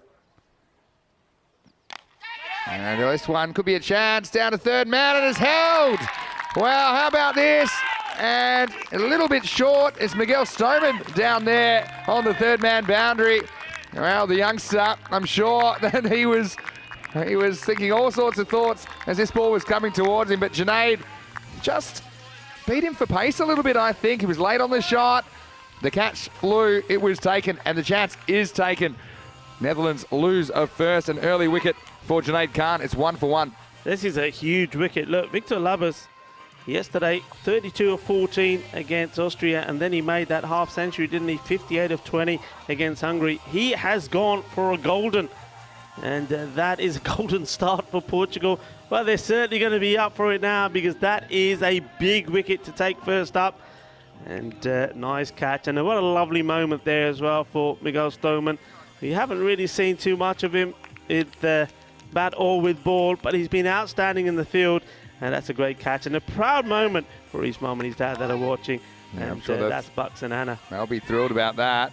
And Junaid Khan, he's a gamer. He just loves the fight. And Portugal, they're full of the fight this morning. Still got to get through a couple of big guns, though. They're going to keep coming for the Netherlands 11. But do Portugal have what it takes? Musa Ahmed comes out at number 3. So we saw him batting a lot lower yesterday. I think it was 6 or 7 he came out. He'll be in a very familiar position, batting in the first over to Junaid Khan. Leg side, called a wide.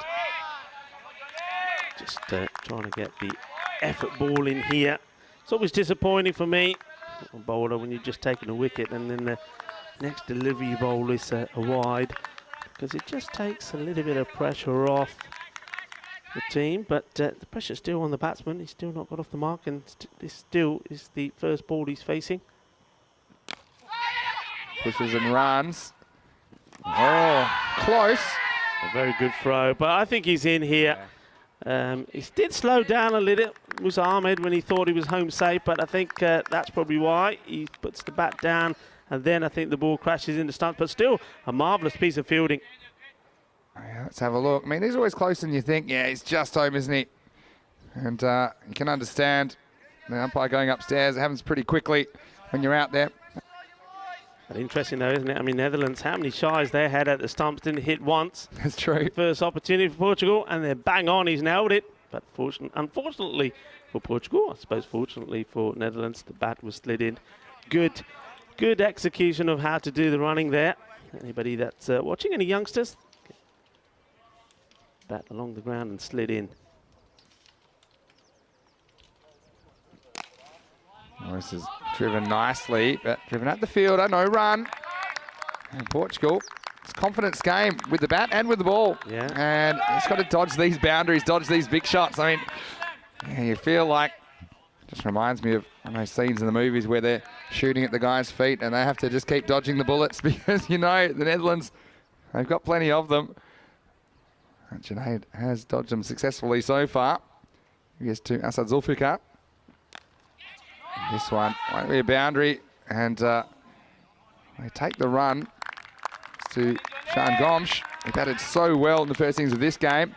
Once again, it's a bit of fortune. I mean, that edge could have gone either side of the fielder, but it went straight to him, and still, Netherlands yet to hit a 4 or a 6. Bit of movement in the field. Like this field at the moment, like that to the left-hander, the point. And sort of, it's almost got 2 points in there, isn't he? Third man is also in deploys for that shot. That's a lovely ball. That's an absolute jaffa. That's a beauty. End of the over, and it's 4 for 1. Great start by Junaid Khan. Oh, they would have loved to get a little feather on that from Musa, but still, very entertaining start from the Portuguese paceman. He wears his heart on his sleeve. He's always giving 100% for his team. We did see him in the European Cricket Series in Portugal just a couple of weeks ago. It's great to see him out there performing. One thing's for sure, I mean, you talk about playing teams that are better than you. It makes you better. And so I think every time we've seen teams coming back against the Netherlands, teams that have been blown away sometimes the first time, they have improved. And that's really what it's all about, trying to improve the standard as a whole. That's why it's great to have the Netherlands 11 in the competition. And I really have appreciated their approach to this tournament. And they're here to compete, but I think a lot of the other teams are learning a lot and giving it back on the men in orange. Second overtime, Najam Shazad to bowl the second one. It's just worked away to deep square leg. Just a single. The other thing about that wicket of Lubbers, credit to the captain who had the third man in.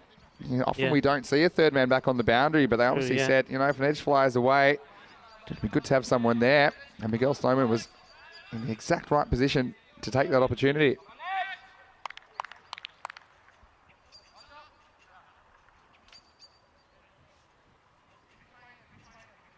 Najam Shazad, a couple of big blows with the bat at the end of the innings. Let's see if he can get some early blows for Portugal. They still need to take more wickets, I think. Musa plays and misses. Will be called wide. Najam Shazad, what he will do, he gets the ball right up there. And this one's just a little bit too wide. He's going to go across the left-hander, and he's trying to bowl to that field, he said, isn't he? Yeah, that's right. I mean, it was touch and go, that one. I mean, it will be adjudged normally if it goes past the popping crease, but certainly trying to beat Musa outside that off stump. You don't want to get on his legs. That's better. And he is, I think, by far one of the quickest bowlers in the Portugal team, and maybe one of the quickest bowlers that they have in Portugal. I like his pace, and he can change it up. And I've seen a few from him that have actually absolutely flown through. So he is a gun with the ball. I've just starved him of bad balls so far. Let's see if they can keep it up. Shazad, the skipper, gets through Musa again. So this is T10 cricket, Rico, and anything can happen. Yeah. And we talked about the need to try and get that rate up above that 14 or 15. It goes past 14 with that ball. And it's just how long they can sustain this early assault, Portugal. Yep. Gripping viewing. You can hear a pin drop around this ground at the moment.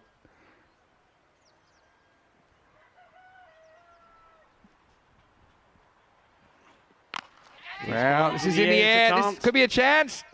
And it's taken. So they get Musa. And once again, ball a little bit short of a length. The field was well placed. And I think that was Chambers that takes the catch out there, Anthony Chambers. But Shazad, after beating Musa a couple times outside the off stump, this one probably was middle and off. He goes across the line, but he doesn't get it. Doesn't go into the jungle. It stays on the park. And that's another big wicket. Netherlands 11. This start is not what they planned. It's 6 for 2. Well, there was silence, wasn't there, as you said, around the game. The only thing you could hear was a cockerel in the background somewhere. But look, that's how tense it is. Portugal have another, and they've got the dangerous Musa Ahmed coming back. Only one run. He played and missed, didn't he? Yet those deliveries there, 1 or 5 deliveries. He comes back, and Portugal, well, they are on fire. They really are. Well, look, I think isn't that the Portugal bag? Doesn't it have the cockerel on it? Is it the cockerel on there on the yellow badge? So maybe that's the luck. Maybe the cockerels have turned up as well to give them some support. So Musa, disappointing. It shows you cricket's a touch game. He goes for 1 off 5. Now this is the man they do need to get through, Clayton Floyd. And that's for me probably the 3 biggest hitters if they can get Floyd. Yeah. If you can get them and have that rate up, so it's a lot of pressure on Clayton Floyd. Portugal, this would be the boil over of the tournament. It's all about keeping your hopes alive. It's all about dreaming. It's all about coming back strong when the chips are down. And so far, that is what this Portugal team are doing. Hacham Shazad with a big breakthrough for Portugal. Can they get Floyd, though? He's on strike.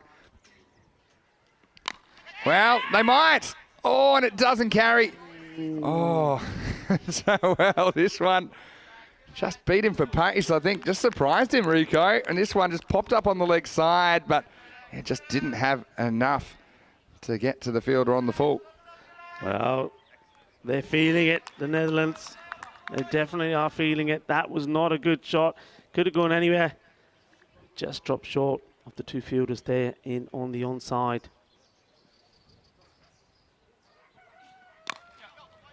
Zulfikar pushes away. They're still avoiding the damages. No boundaries in the first 2 overs. Netherlands at the end of 2. It's 7. Oh, pardon me, it's 8 for 2. 8-2. Portugal believing that they can cause a huge upset here at the moment. Just staying calm, staying focused, not getting too carried away. They would know that you've got 2 dangerous batsmen out there. You also got, of course, the likes of Boris Gawley, who probably will be in next, I'm guessing. Yeah. He can hit the ball pretty well as well. They just feel 2 more wickets. We 2 said, more wickets. we said this yesterday, Rico, that, I mean, Netherlands, they've played like machines at times, but they are human beings, and you know, they're going to feel the pressure to some extent, I'm sure. And as we all know, if you've ever played the game, there's some days it's just not your day. That's kind of what it looked like for Musa, for example. I'm sure we'll come back strong. Imran Khan is going to bowl the 3rd over. Portugal are on a mission. Any chance of survival depends on them defending this score. And Zulfikar pushes down the ground for 1. And the other thing is, I mean, these are power play overs. Yeah. And we've seen some really big power plays out of the Netherlands. And the fact that they've been able to keep them so quiet while only having 2 outfielders. But this will be a test, though. You got Floyd, the Centurion, the other day, the only century so far in First week and a half of this ECC. Can you keep him quiet here? You've got 5 deliveries to go in the power play. Imran Khan with the ball. Well, this isn't going to be kept quiet at all. And that one, well, I hope there's a postage stamp on that because that one is out of the area. Maximo, 6 to Floyd. Well, what a difference. You saw the first shot he played and he could have been out quite easily.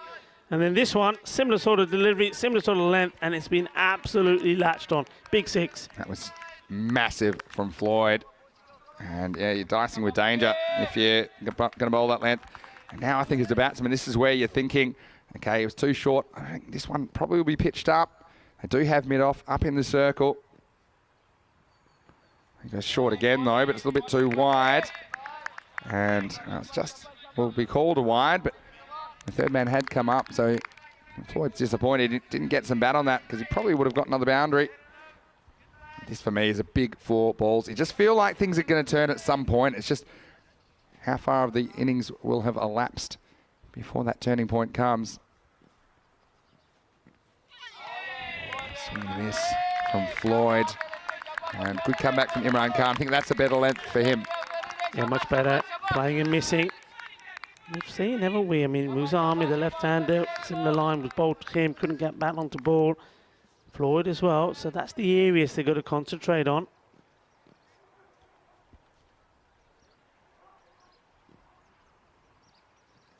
Well, in the air, but it's going to get over the infield. And, wow, what a great bit of fielding. A really good bit of fielding. And they will check this. They'll come back for 2. That's sensational. That really is. I hope he's not hurt himself. He's landed, I mean, right in front of the fence there. I think he may have cluttered into the fence. And I think that's Nipu. Yeah, it is. What a stop this is, though. This is class. And yes, you just see out of the camera, he sort of head-butted the fence on the way through. Well, stronger together. Well, that fence is pretty strong as well. Oh, bang, in he goes. Yeah, he tasted the fence, didn't he, Nippo? Well, hopefully he's all right. He's up and about. So I just think he couldn't believe how far he slid. But, you know, that's a really good endeavour from the Portuguese man. I think he won't want to go off either because he'll have an important part to play with the ball, I'm sure. Yeah, he's saying, okay, don't worry, don't fuss. He says, I'm fine. Just check the fence. Yeah, putting his body on the line. I think that's what it's all about for Portugal. I mean, it's all or nothing for them. And so, well, that one I thought it was 4 for all money when it got over the infield, but he saved 2. What a great stop. Really good stop. We've seen some outstanding fielding all the way through this championship. In the air, taken, and Floyd's gone. That's a 3rd big gun back in the shed. It was pitched up, and I think Floyd was just trying to get it over mid-off, but he didn't get the elevation. And so, can you believe it? It's a 3rd wicket gone for the Netherlands. Do we have an upset on our hands? Imran Khan gets the wicket again. It's a better length. He challenged him to go down the ground. Shazad, the captain, holds on. He's got a very safe pair of hands. And Rico, it's 18 for 3. ¡Qué genial! Eso es estupendo. ¿Qué partido tienes aquí en campo de Cártama, Málaga? El capitán ahí. Ahí de capitán. Sigue, sigue, sigue. Así. Así puedes, chicos. Así puedes. They have another wicket. And it's the wicket of the man who a couple of days ago scored the first and the only century to be scored in the Dream 11 European Cricket Championship. 115 he scored. But today, here, when it mattered, when his team are in a bit of bother, he's out for 9. And another one has to come out there. Well, Portugal, dare they dream? Dare they dream? Well, they're right in this, and they've got the Netherlands in a spot of bother. This is Gawley coming out. Again, he's such a talented player, innovative player. Likes that little scoop shot. Let's see if he plays it. It's a high-risk manoeuvre. He'll be facing up to Imran Khan, who has 1 ball left in his over.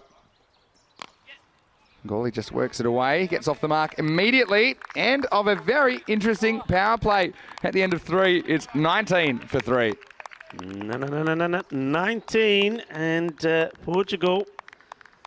Now they can, of course, start to spread the field, start to go a little bit defensive as well. And to be interesting, just exactly see what they do. Will they go on the defence straight away? Will they push those 5 men back on the boundary, or will they have a look? Will they see that? Look, at the moment, the Netherlands seem to be quite key just to stroke the ball around and take the singles. Do they try and just keep the pressure on them and not give them the freedom to do that? So now we are going to Nipu. Just checking his face for any kind of vertical bars from the fence, but he seems okay. And he's a real character of Portuguese cricket, Mohamed Siraj Nipu. Now that rate is over 15 now. It's 15.28 and over. And you'd have to have ice in your veins to not be feeling the pressure a little bit. Gawley, see if he tries that little scoop to Nipu. He stands up and hits it. And should just be one. Junaid Khan comes around, does the fielding. And Zulfikar, he's got another opportunity at the top of the order. He wasn't able to make the most of it when he opened yesterday. At the moment, he's 5 off 6.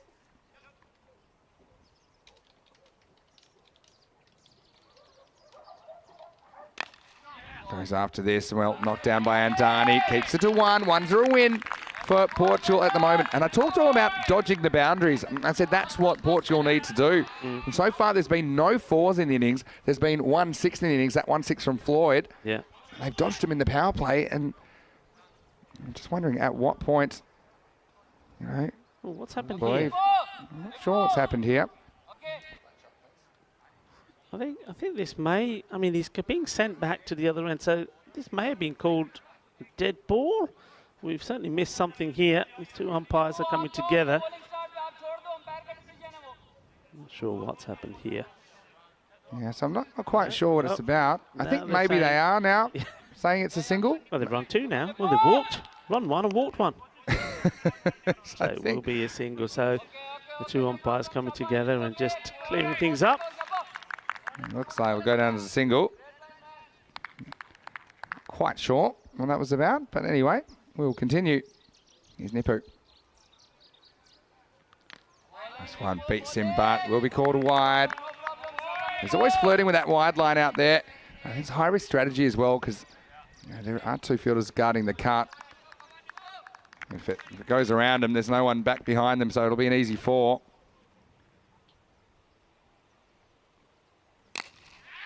This one's driven away, and it's a good stop. These are the kind of stops they need to make as well. That was good work by Chambers out there on the deep cover boundary. He's been good in that area, hasn't he, Chambers? We've seen him take some important catches and make some good stops, and this was good ground fielding. Really was. It's not getting past me, he says, no matter how hard you hit him.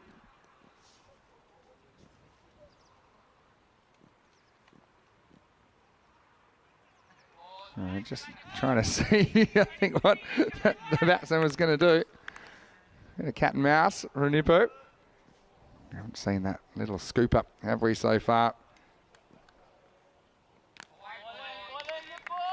With the movement there from the batsman, Gawley. He doesn't want to get too wide, doesn't he? Doesn't want to get too straight to him, does he? Because he knows he's got that little scoop. But I think if you're fine leg in the circle, I think you need to come a little bit straight behind the keeper. This one's jammed in.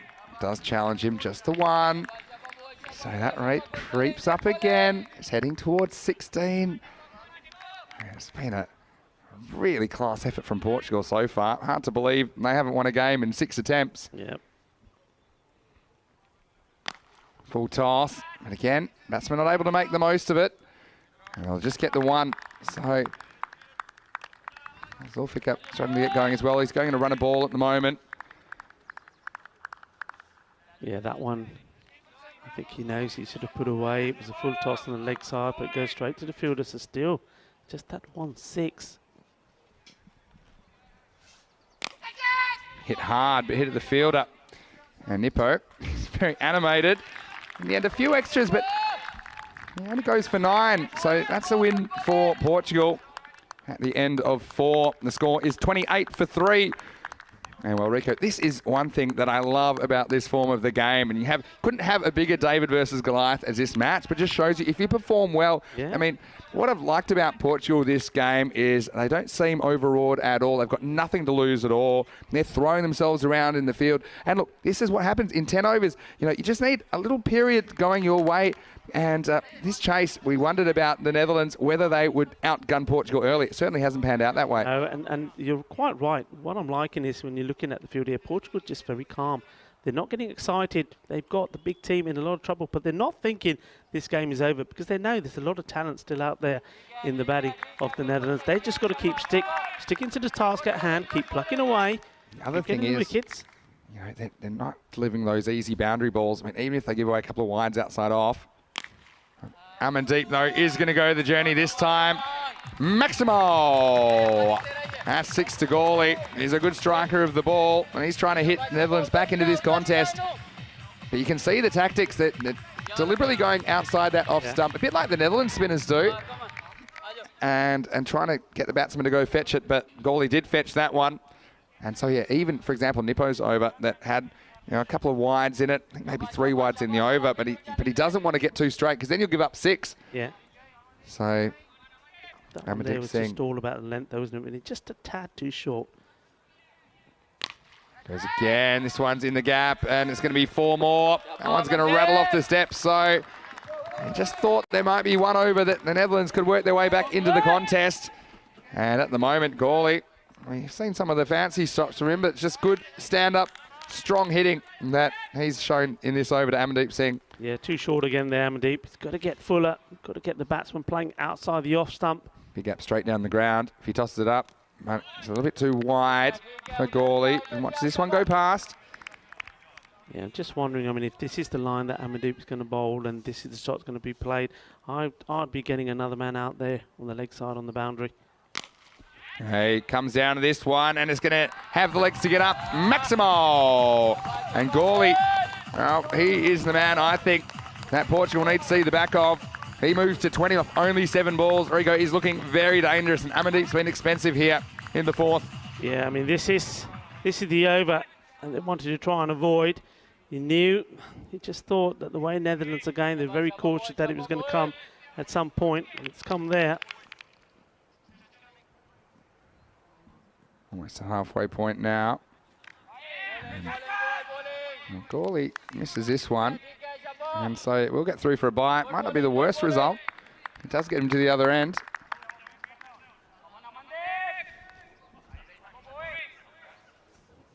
So Zulfikar, 9 off 9. Hasn't really gotten going yet. Good bounce, but we'll call a wide. Yeah, you can see what they're trying to do. They're trying to keep the ball on the offside because really a lot of the shots that are being played in this area, and that's why I'm saying I think get another one in on the leg side. So who do you do? Maybe you bring the fielder that's out in the extra. You see there, now that's just right on cue what we're talking about there. So look, you've got a choice. What do? You bring this man up and you push another one back, move him across there, fielder in there. Yeah. But I think they've got to plug that gap. That's where those shots are being played. They're targeting that area. Need to make him play another shot. I think it definitely would have a 5th man on the leg side when you look at that. But interesting analysis there from you, Rico Full. And let's see if the Portuguese heat it. Is this over? It's big now. 23 becomes 24 off the over. Zulfikar getting going as well, that over. So Netherlands 11. One wasn't in the plan. So we're at a real crossroads of the innings now. At the end of 5 overs, it's 53 for 3. Acceleration coming in that one. But look, just the 1 over, isn't it? It's 1 over. You need a wicket or 2. And then you've got the likes of batsmen up there like Navjot Singh. And he's not a big hitter of the ball, is he? And then you've got 1 or 2 people that we haven't really seen yet. We haven't seen what they do with the bat. So still the opportunity here. They've got to keep believing. I mean, you may get 1 bad over like that. I think that was a gamble. I think that was done. I mean, Navjot Singh coming on there because of the way they played Nipo. They were uncertain. Well, Nipo, this is a big over now. It's you huge. Need to get this one. It's huge. Keep it tidy. Probably the biggest over of the innings so far as what's on the line. Hit hard.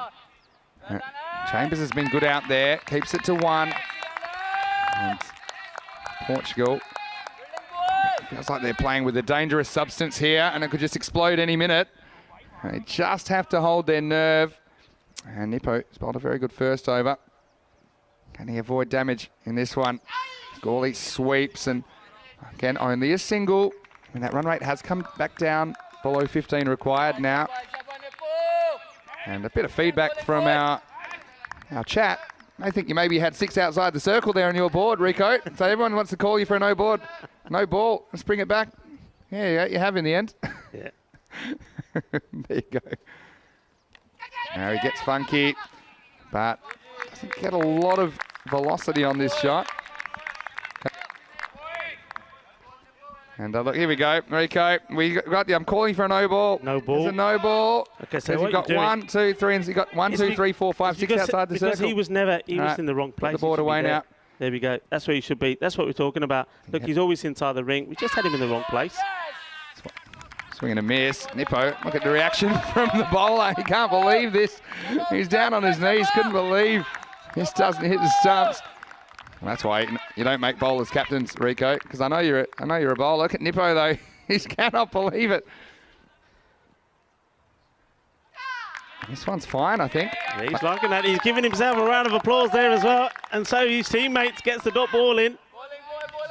See, that looked wider than it was because of the movement that Gawley took.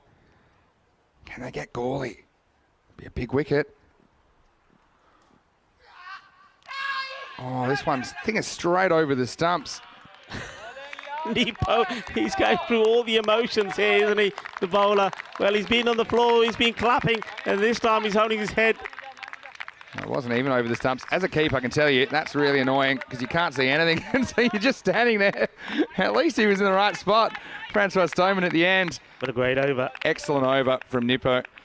And after 6 overs, Netherlands 11 are 56 for 3, and only 3 runs came off that over. Yeah. Sensational performance. Look, only 12 off his 2. And he has carried on the good work that the opening bowlers really set up for Portugal. Imran Khan's going to come back to bowl the 7th. So now, at run rate 17.5 and over. I'm going to have a good laugh about your 6 outfielders a bit later. But I think the point we were trying to make... He's always inside. I just had him out. Yeah, but you know what I'm trying to say. The point is, I think they needed 5 on the leg side in that previous over. Anyway, here's Imran Khan. Starts with a wide. And there's only 24 deliveries left in this match. Yeah. And 69 now with that wide. And you've got to be feeling the pressure. Zulfikar, 16 off 13. This has been one of the biggest upsets I think we've ever seen on the European Cricket Network. If they were to pull this off Portugal. And just a 1. Yeah, just 1. I think you're right. I think when you think that Portugal, well, they're the team that had to bring a lighter to the match because they've been losing all their matches. Well, Netherlands always find a way to win. Top versus bottom. Oh, this could be a close one, and it's better than close. He's out. That's a huge wicket, full and straight. That's where you got to be. And another one bites the dust. Have a look at this. He's standing well out the air. That's, well, his least favourite fruit is plum, that's for sure. He's got to go. Yeah, and you open yourself up to that kind of dismissal when you take up a stance like that, because you know if you miss it, there's a fair chance your pad's going to be in front of the stumps. And that was a simple decision for the umpire. Stefan Gooch says, you're on your way. So Gawley goes for 21 off 13. 2 6s and a 4, and the Netherlands 11 are 58 for 4. And look, Rico, this brings Sebastian Braat to the crease. And look, here's the thing. I was about to think, Zulfikar, he's gone around a ball pace. I thought it'd be tactically, it's probably the kind of time that you'd think maybe you need to get Braat out there regardless, because they are running out deliveries. In the end, they lose Gawley, so Braat does come to the crease. Braat's shown that he can hit big 6s and he can hit them from early in his innings. So, that was certainly a win for Portugal to see the back of Gawley. He's always dangerous. It's a dangerous little player, isn't he? And it's a clever little player with some of his funky, cheeky shots. There he goes, and he was trying something funky there, I'm sure, from the way he was standing. But look, that's what I was saying. When you see a batsman moving around a lot, I think as a bowler, you just got to say, well, let him move around. I'm just going to get the ball right up there, straight on the stumps, and that's what Imran Khan did. All right, what's Braat's approach? You see it there. And they want it. One's the call. They are going to come for 2. Well, there's a long throw. fielder didn't do too much wrong there, but just happened to be in the gap, and they do get back for a double. Yeah, still going in that. See, even with this, I'd still have another fielder out there. That's where a lot of these balls are going. Look, maybe not even on the boundary, just even inside the ring there, just to stop that kind of shot, because that's been hit there. It hasn't been really mullered. I think the fielder on the 30-yard would have stopped that, and maybe, all right, maybe they still would have gone for the single, or maybe not. I think it's worth doing. Here's the thing, though. The amount of times that we see unexpected things on the European Cricket Network beggars belief. And this contest we're watching right now, Pratt smashes this one down to long off for one. I mean, it really seemed like only a mathematical possibility that Portugal could make the 4. They'd have to beat the Netherlands, they'd have to beat Romania, and then it'll come down to net run rate, it looks like. But, I mean, if they win this, I mean, they're right back in it. It's unbelievable. 65 off 20 now. Once again, it's hit straight at an outfielder, so it's just one. And that rate now, I mean, it's up. I think that puts it above 20 and over after that ball.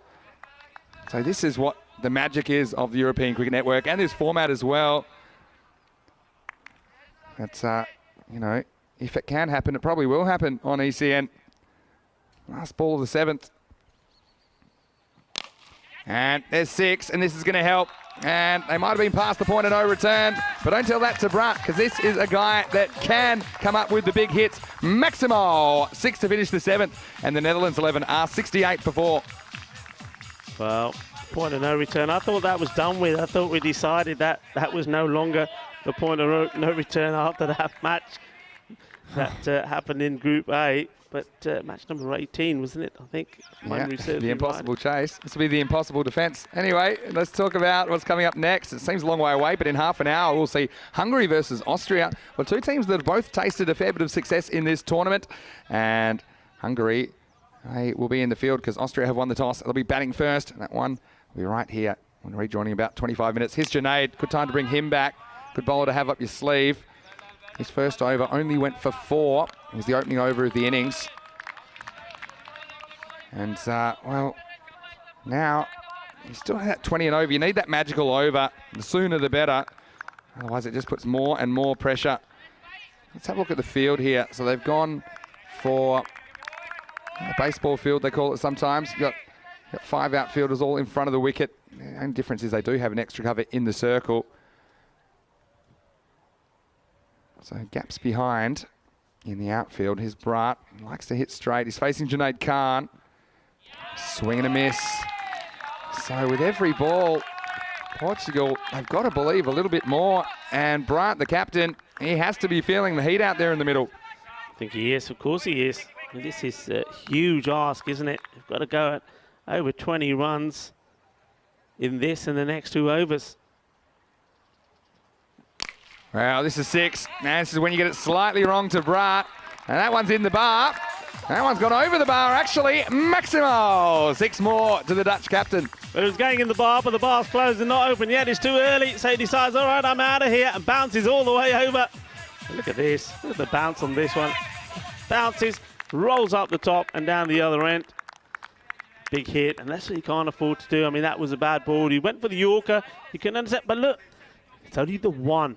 They need more than the 1. Yeah, they need multiples, don't they? Junaid Khan attempted Yorker. Look, I do think you're better off missing full to Brat than short if you're trying to nail the Yorker, but even that one he was able to get.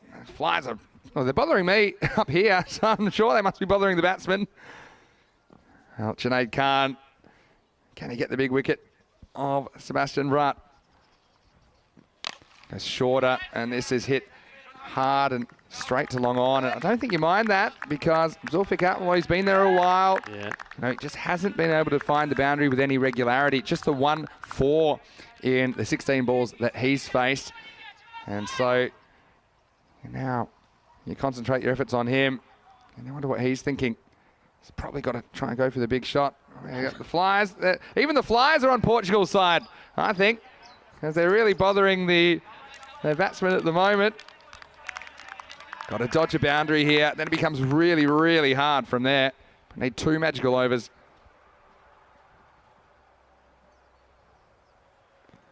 Goes short, hits it hard. And Well, that's clever work. And he did take the catch there, and they'll have a look at it, but I'm sure he gets rid of it before he goes over the line. And he wasn't even worried about the catch because it actually doesn't matter. It was quick thinking from Chambers. You see that? He's fine. And he gets rid of it. No problems at all. So that'll just be a single. I think it was really smart. He didn't even have to flick it up in the air. He just knows, look, I don't want to give up the runs. Yeah, very coolly done. Saves 5 runs there. So now, I mean, what's your tactic? You got Brutt, who's the bigger of the 2 hitters.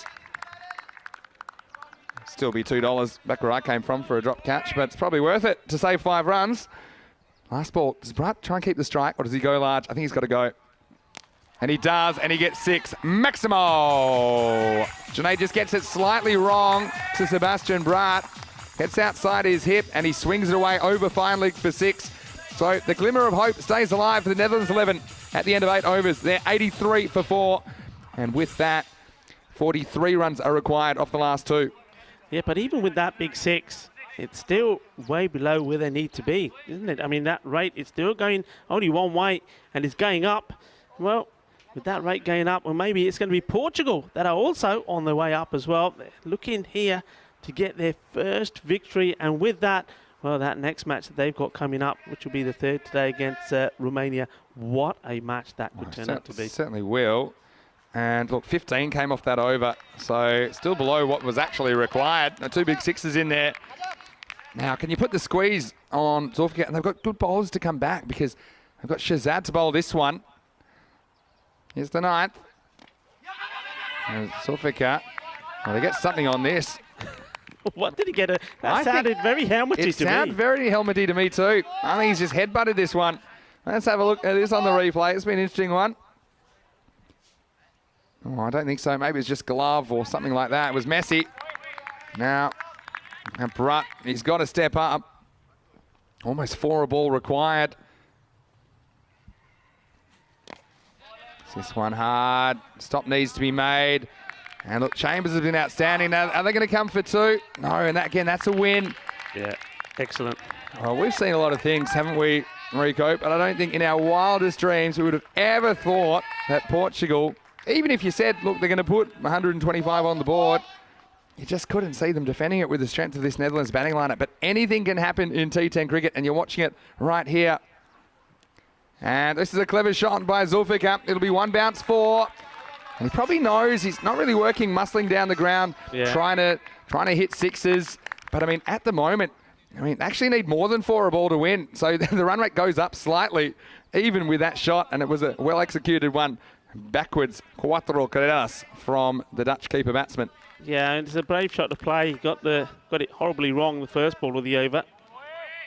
And, no change in the field. I don't think they need to really. This one, a bit messy, gets a bit of pad, and so it will be just the 1 run. Look at this one here, it's a long way outside the off stump. And so Brutt, well, he needs to deal in Maximos, and he needs them quick. I mean, pretty much, you need, well, 6 6s will do it. There's 8 balls left. No margin of error for the Dutch captain. He's going to want to go large. Oh, and this is reasonably high. Wait for the call. They are going for 2. They're looking at the umpire here about the height of this one. I know Brutt does go towards it. It'd be interesting to see again. I think he's probably, let's have a look if you can see the delivery again. I think it's a fair call from the skipper. I mean, he goes a long way down the pitch, but I still think that still could have been above waist height. Yeah, I mean, the problem is when you go to your crease, the umpire has to make a calculation about where it would be at the popping crease. It's hit hard, but it won't be 6. And I think they're just going to settle for 1 here because that will be the end of the over. So we're going to have to see something supersonic from the Dutch if they're going to pull this one off now. That's the end of 9. And Netherlands 11 are 93 for 4. And 33 runs will be required off the final over. Well, tell you what, buckle down, folks, because this is going to be an incredible finish. And, well, how important is this very first delivery, whoever bowls it? This first ball, if it doesn't go all the way for a Maximo, well, Portugal know that they're almost there. Tell you what, there's one team in this competition that can hit 33 off a last over. They're batting. So this is why, particularly the man on strike, Sebastian Braat. He's a powerful striker of a cricket ball. And it looks like they're going to go for Amir Zaib. He hasn't bowled so far. This is an interesting shout. Yeah, but I mean, he's a good bowler. It's, just needs to get a couple of minutes. How do you do this? You need basically 5 sixes and a 4. And there's not too much margin of error, if at all. And no extras as well. Yeah, no extras.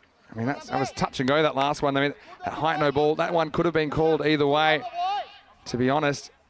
And so, yeah, I think the problem with that, making that call as an umpire, is Bart's a good 1.5, 2 metres out of his crease. And so the umpire may have been of the opinion that when it would have reached the crease, it would have been below his waist. Certainly seemed to be fractionally above it when he played the ball. Anyway, here's Zaib, and Bart needs to go large.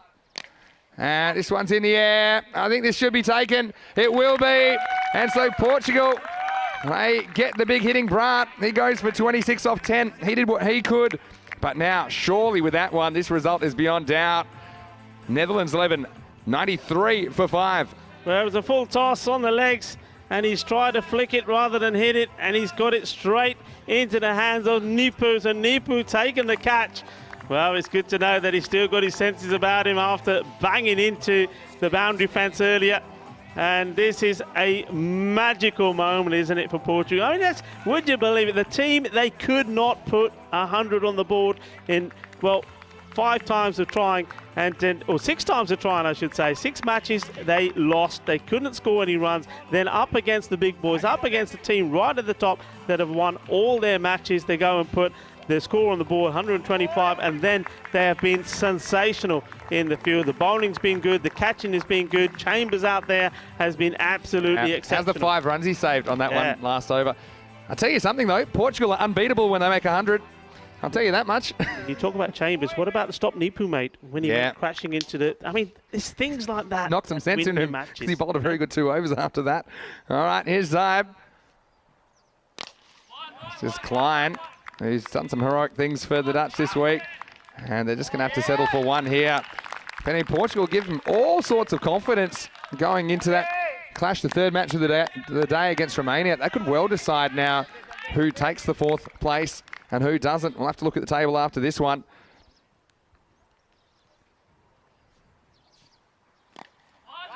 Zofika's batted through the innings, but you see, he's just never quite found his timing, and everyone's yelling, don't throw, don't throw. There's only one run. Don't throw. No! Don't worry about that at this stage. I mean, they don't want to give away a 5 or something like that, but yeah, I mean, this is something, and this is what this tournament throws up, doesn't it? And this is a huge upset. I don't think we could have imagined a bigger upset than this. Klein not able to get all of this one, and they'll just get a single. And, you know, to be fair also, I think about the Netherlands, they only made in the 90s against the Romanians earlier in the tournament, and they haven't consistently performed with the bat. When they have, of course, it's been record-shattering from the Dutch, but it hasn't always worked for them. And this is an innings where they just could never get anything going. Really length of time as we see the end of Zulfikar. He's going to have to go as he tried to flick this one away to fine leg. And, well, there maybe he's the master coach there, Corey Rutgers. He's in the Portuguese dugout.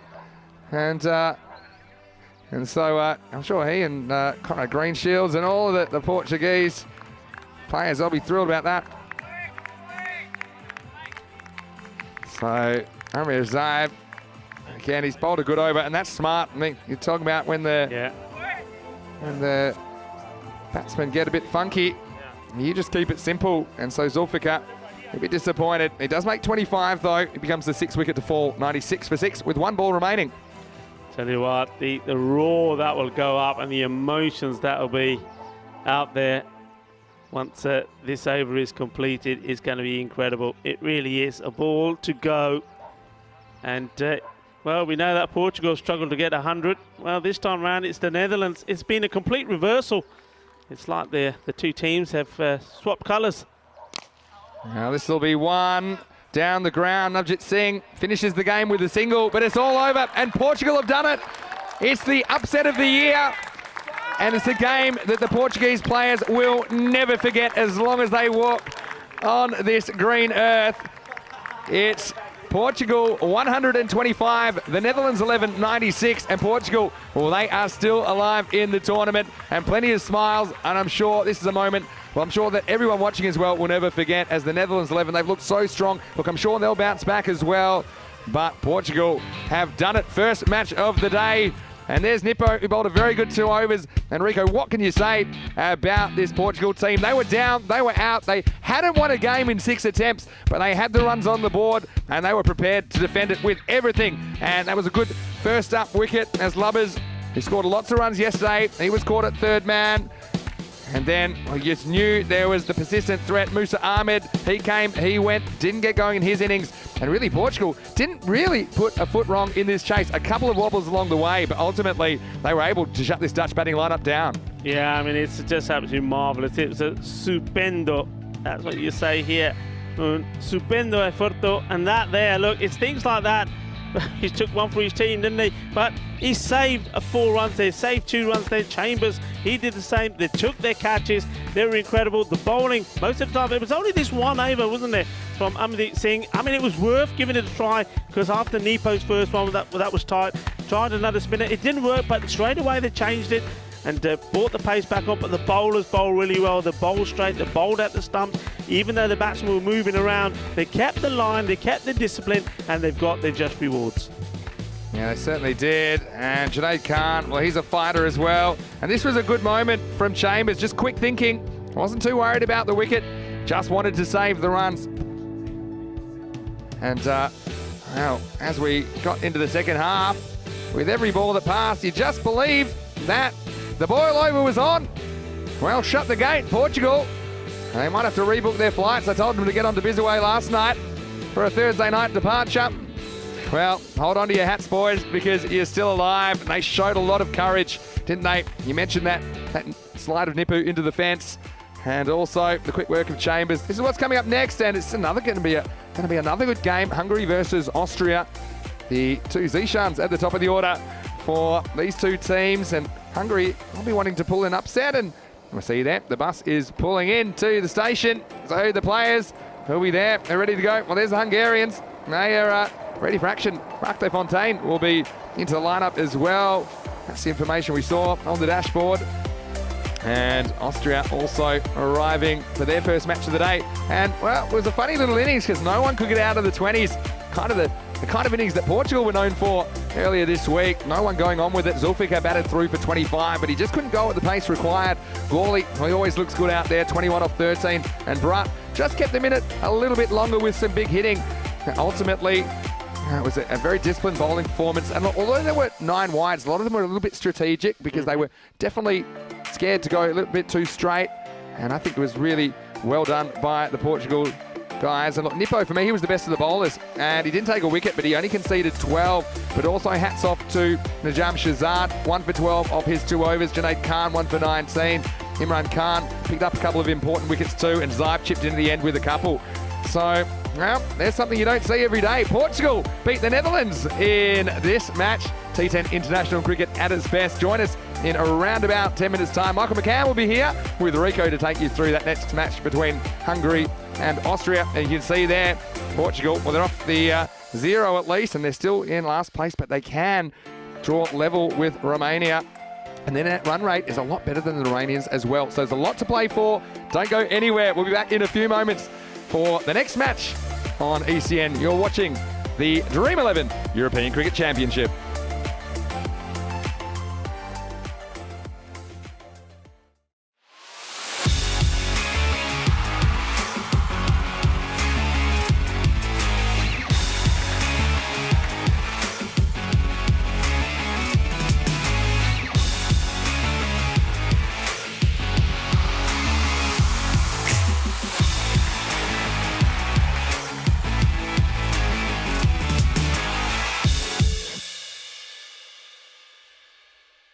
This European Cricket Network event is proudly brought to you by HCL Software, Paramatch.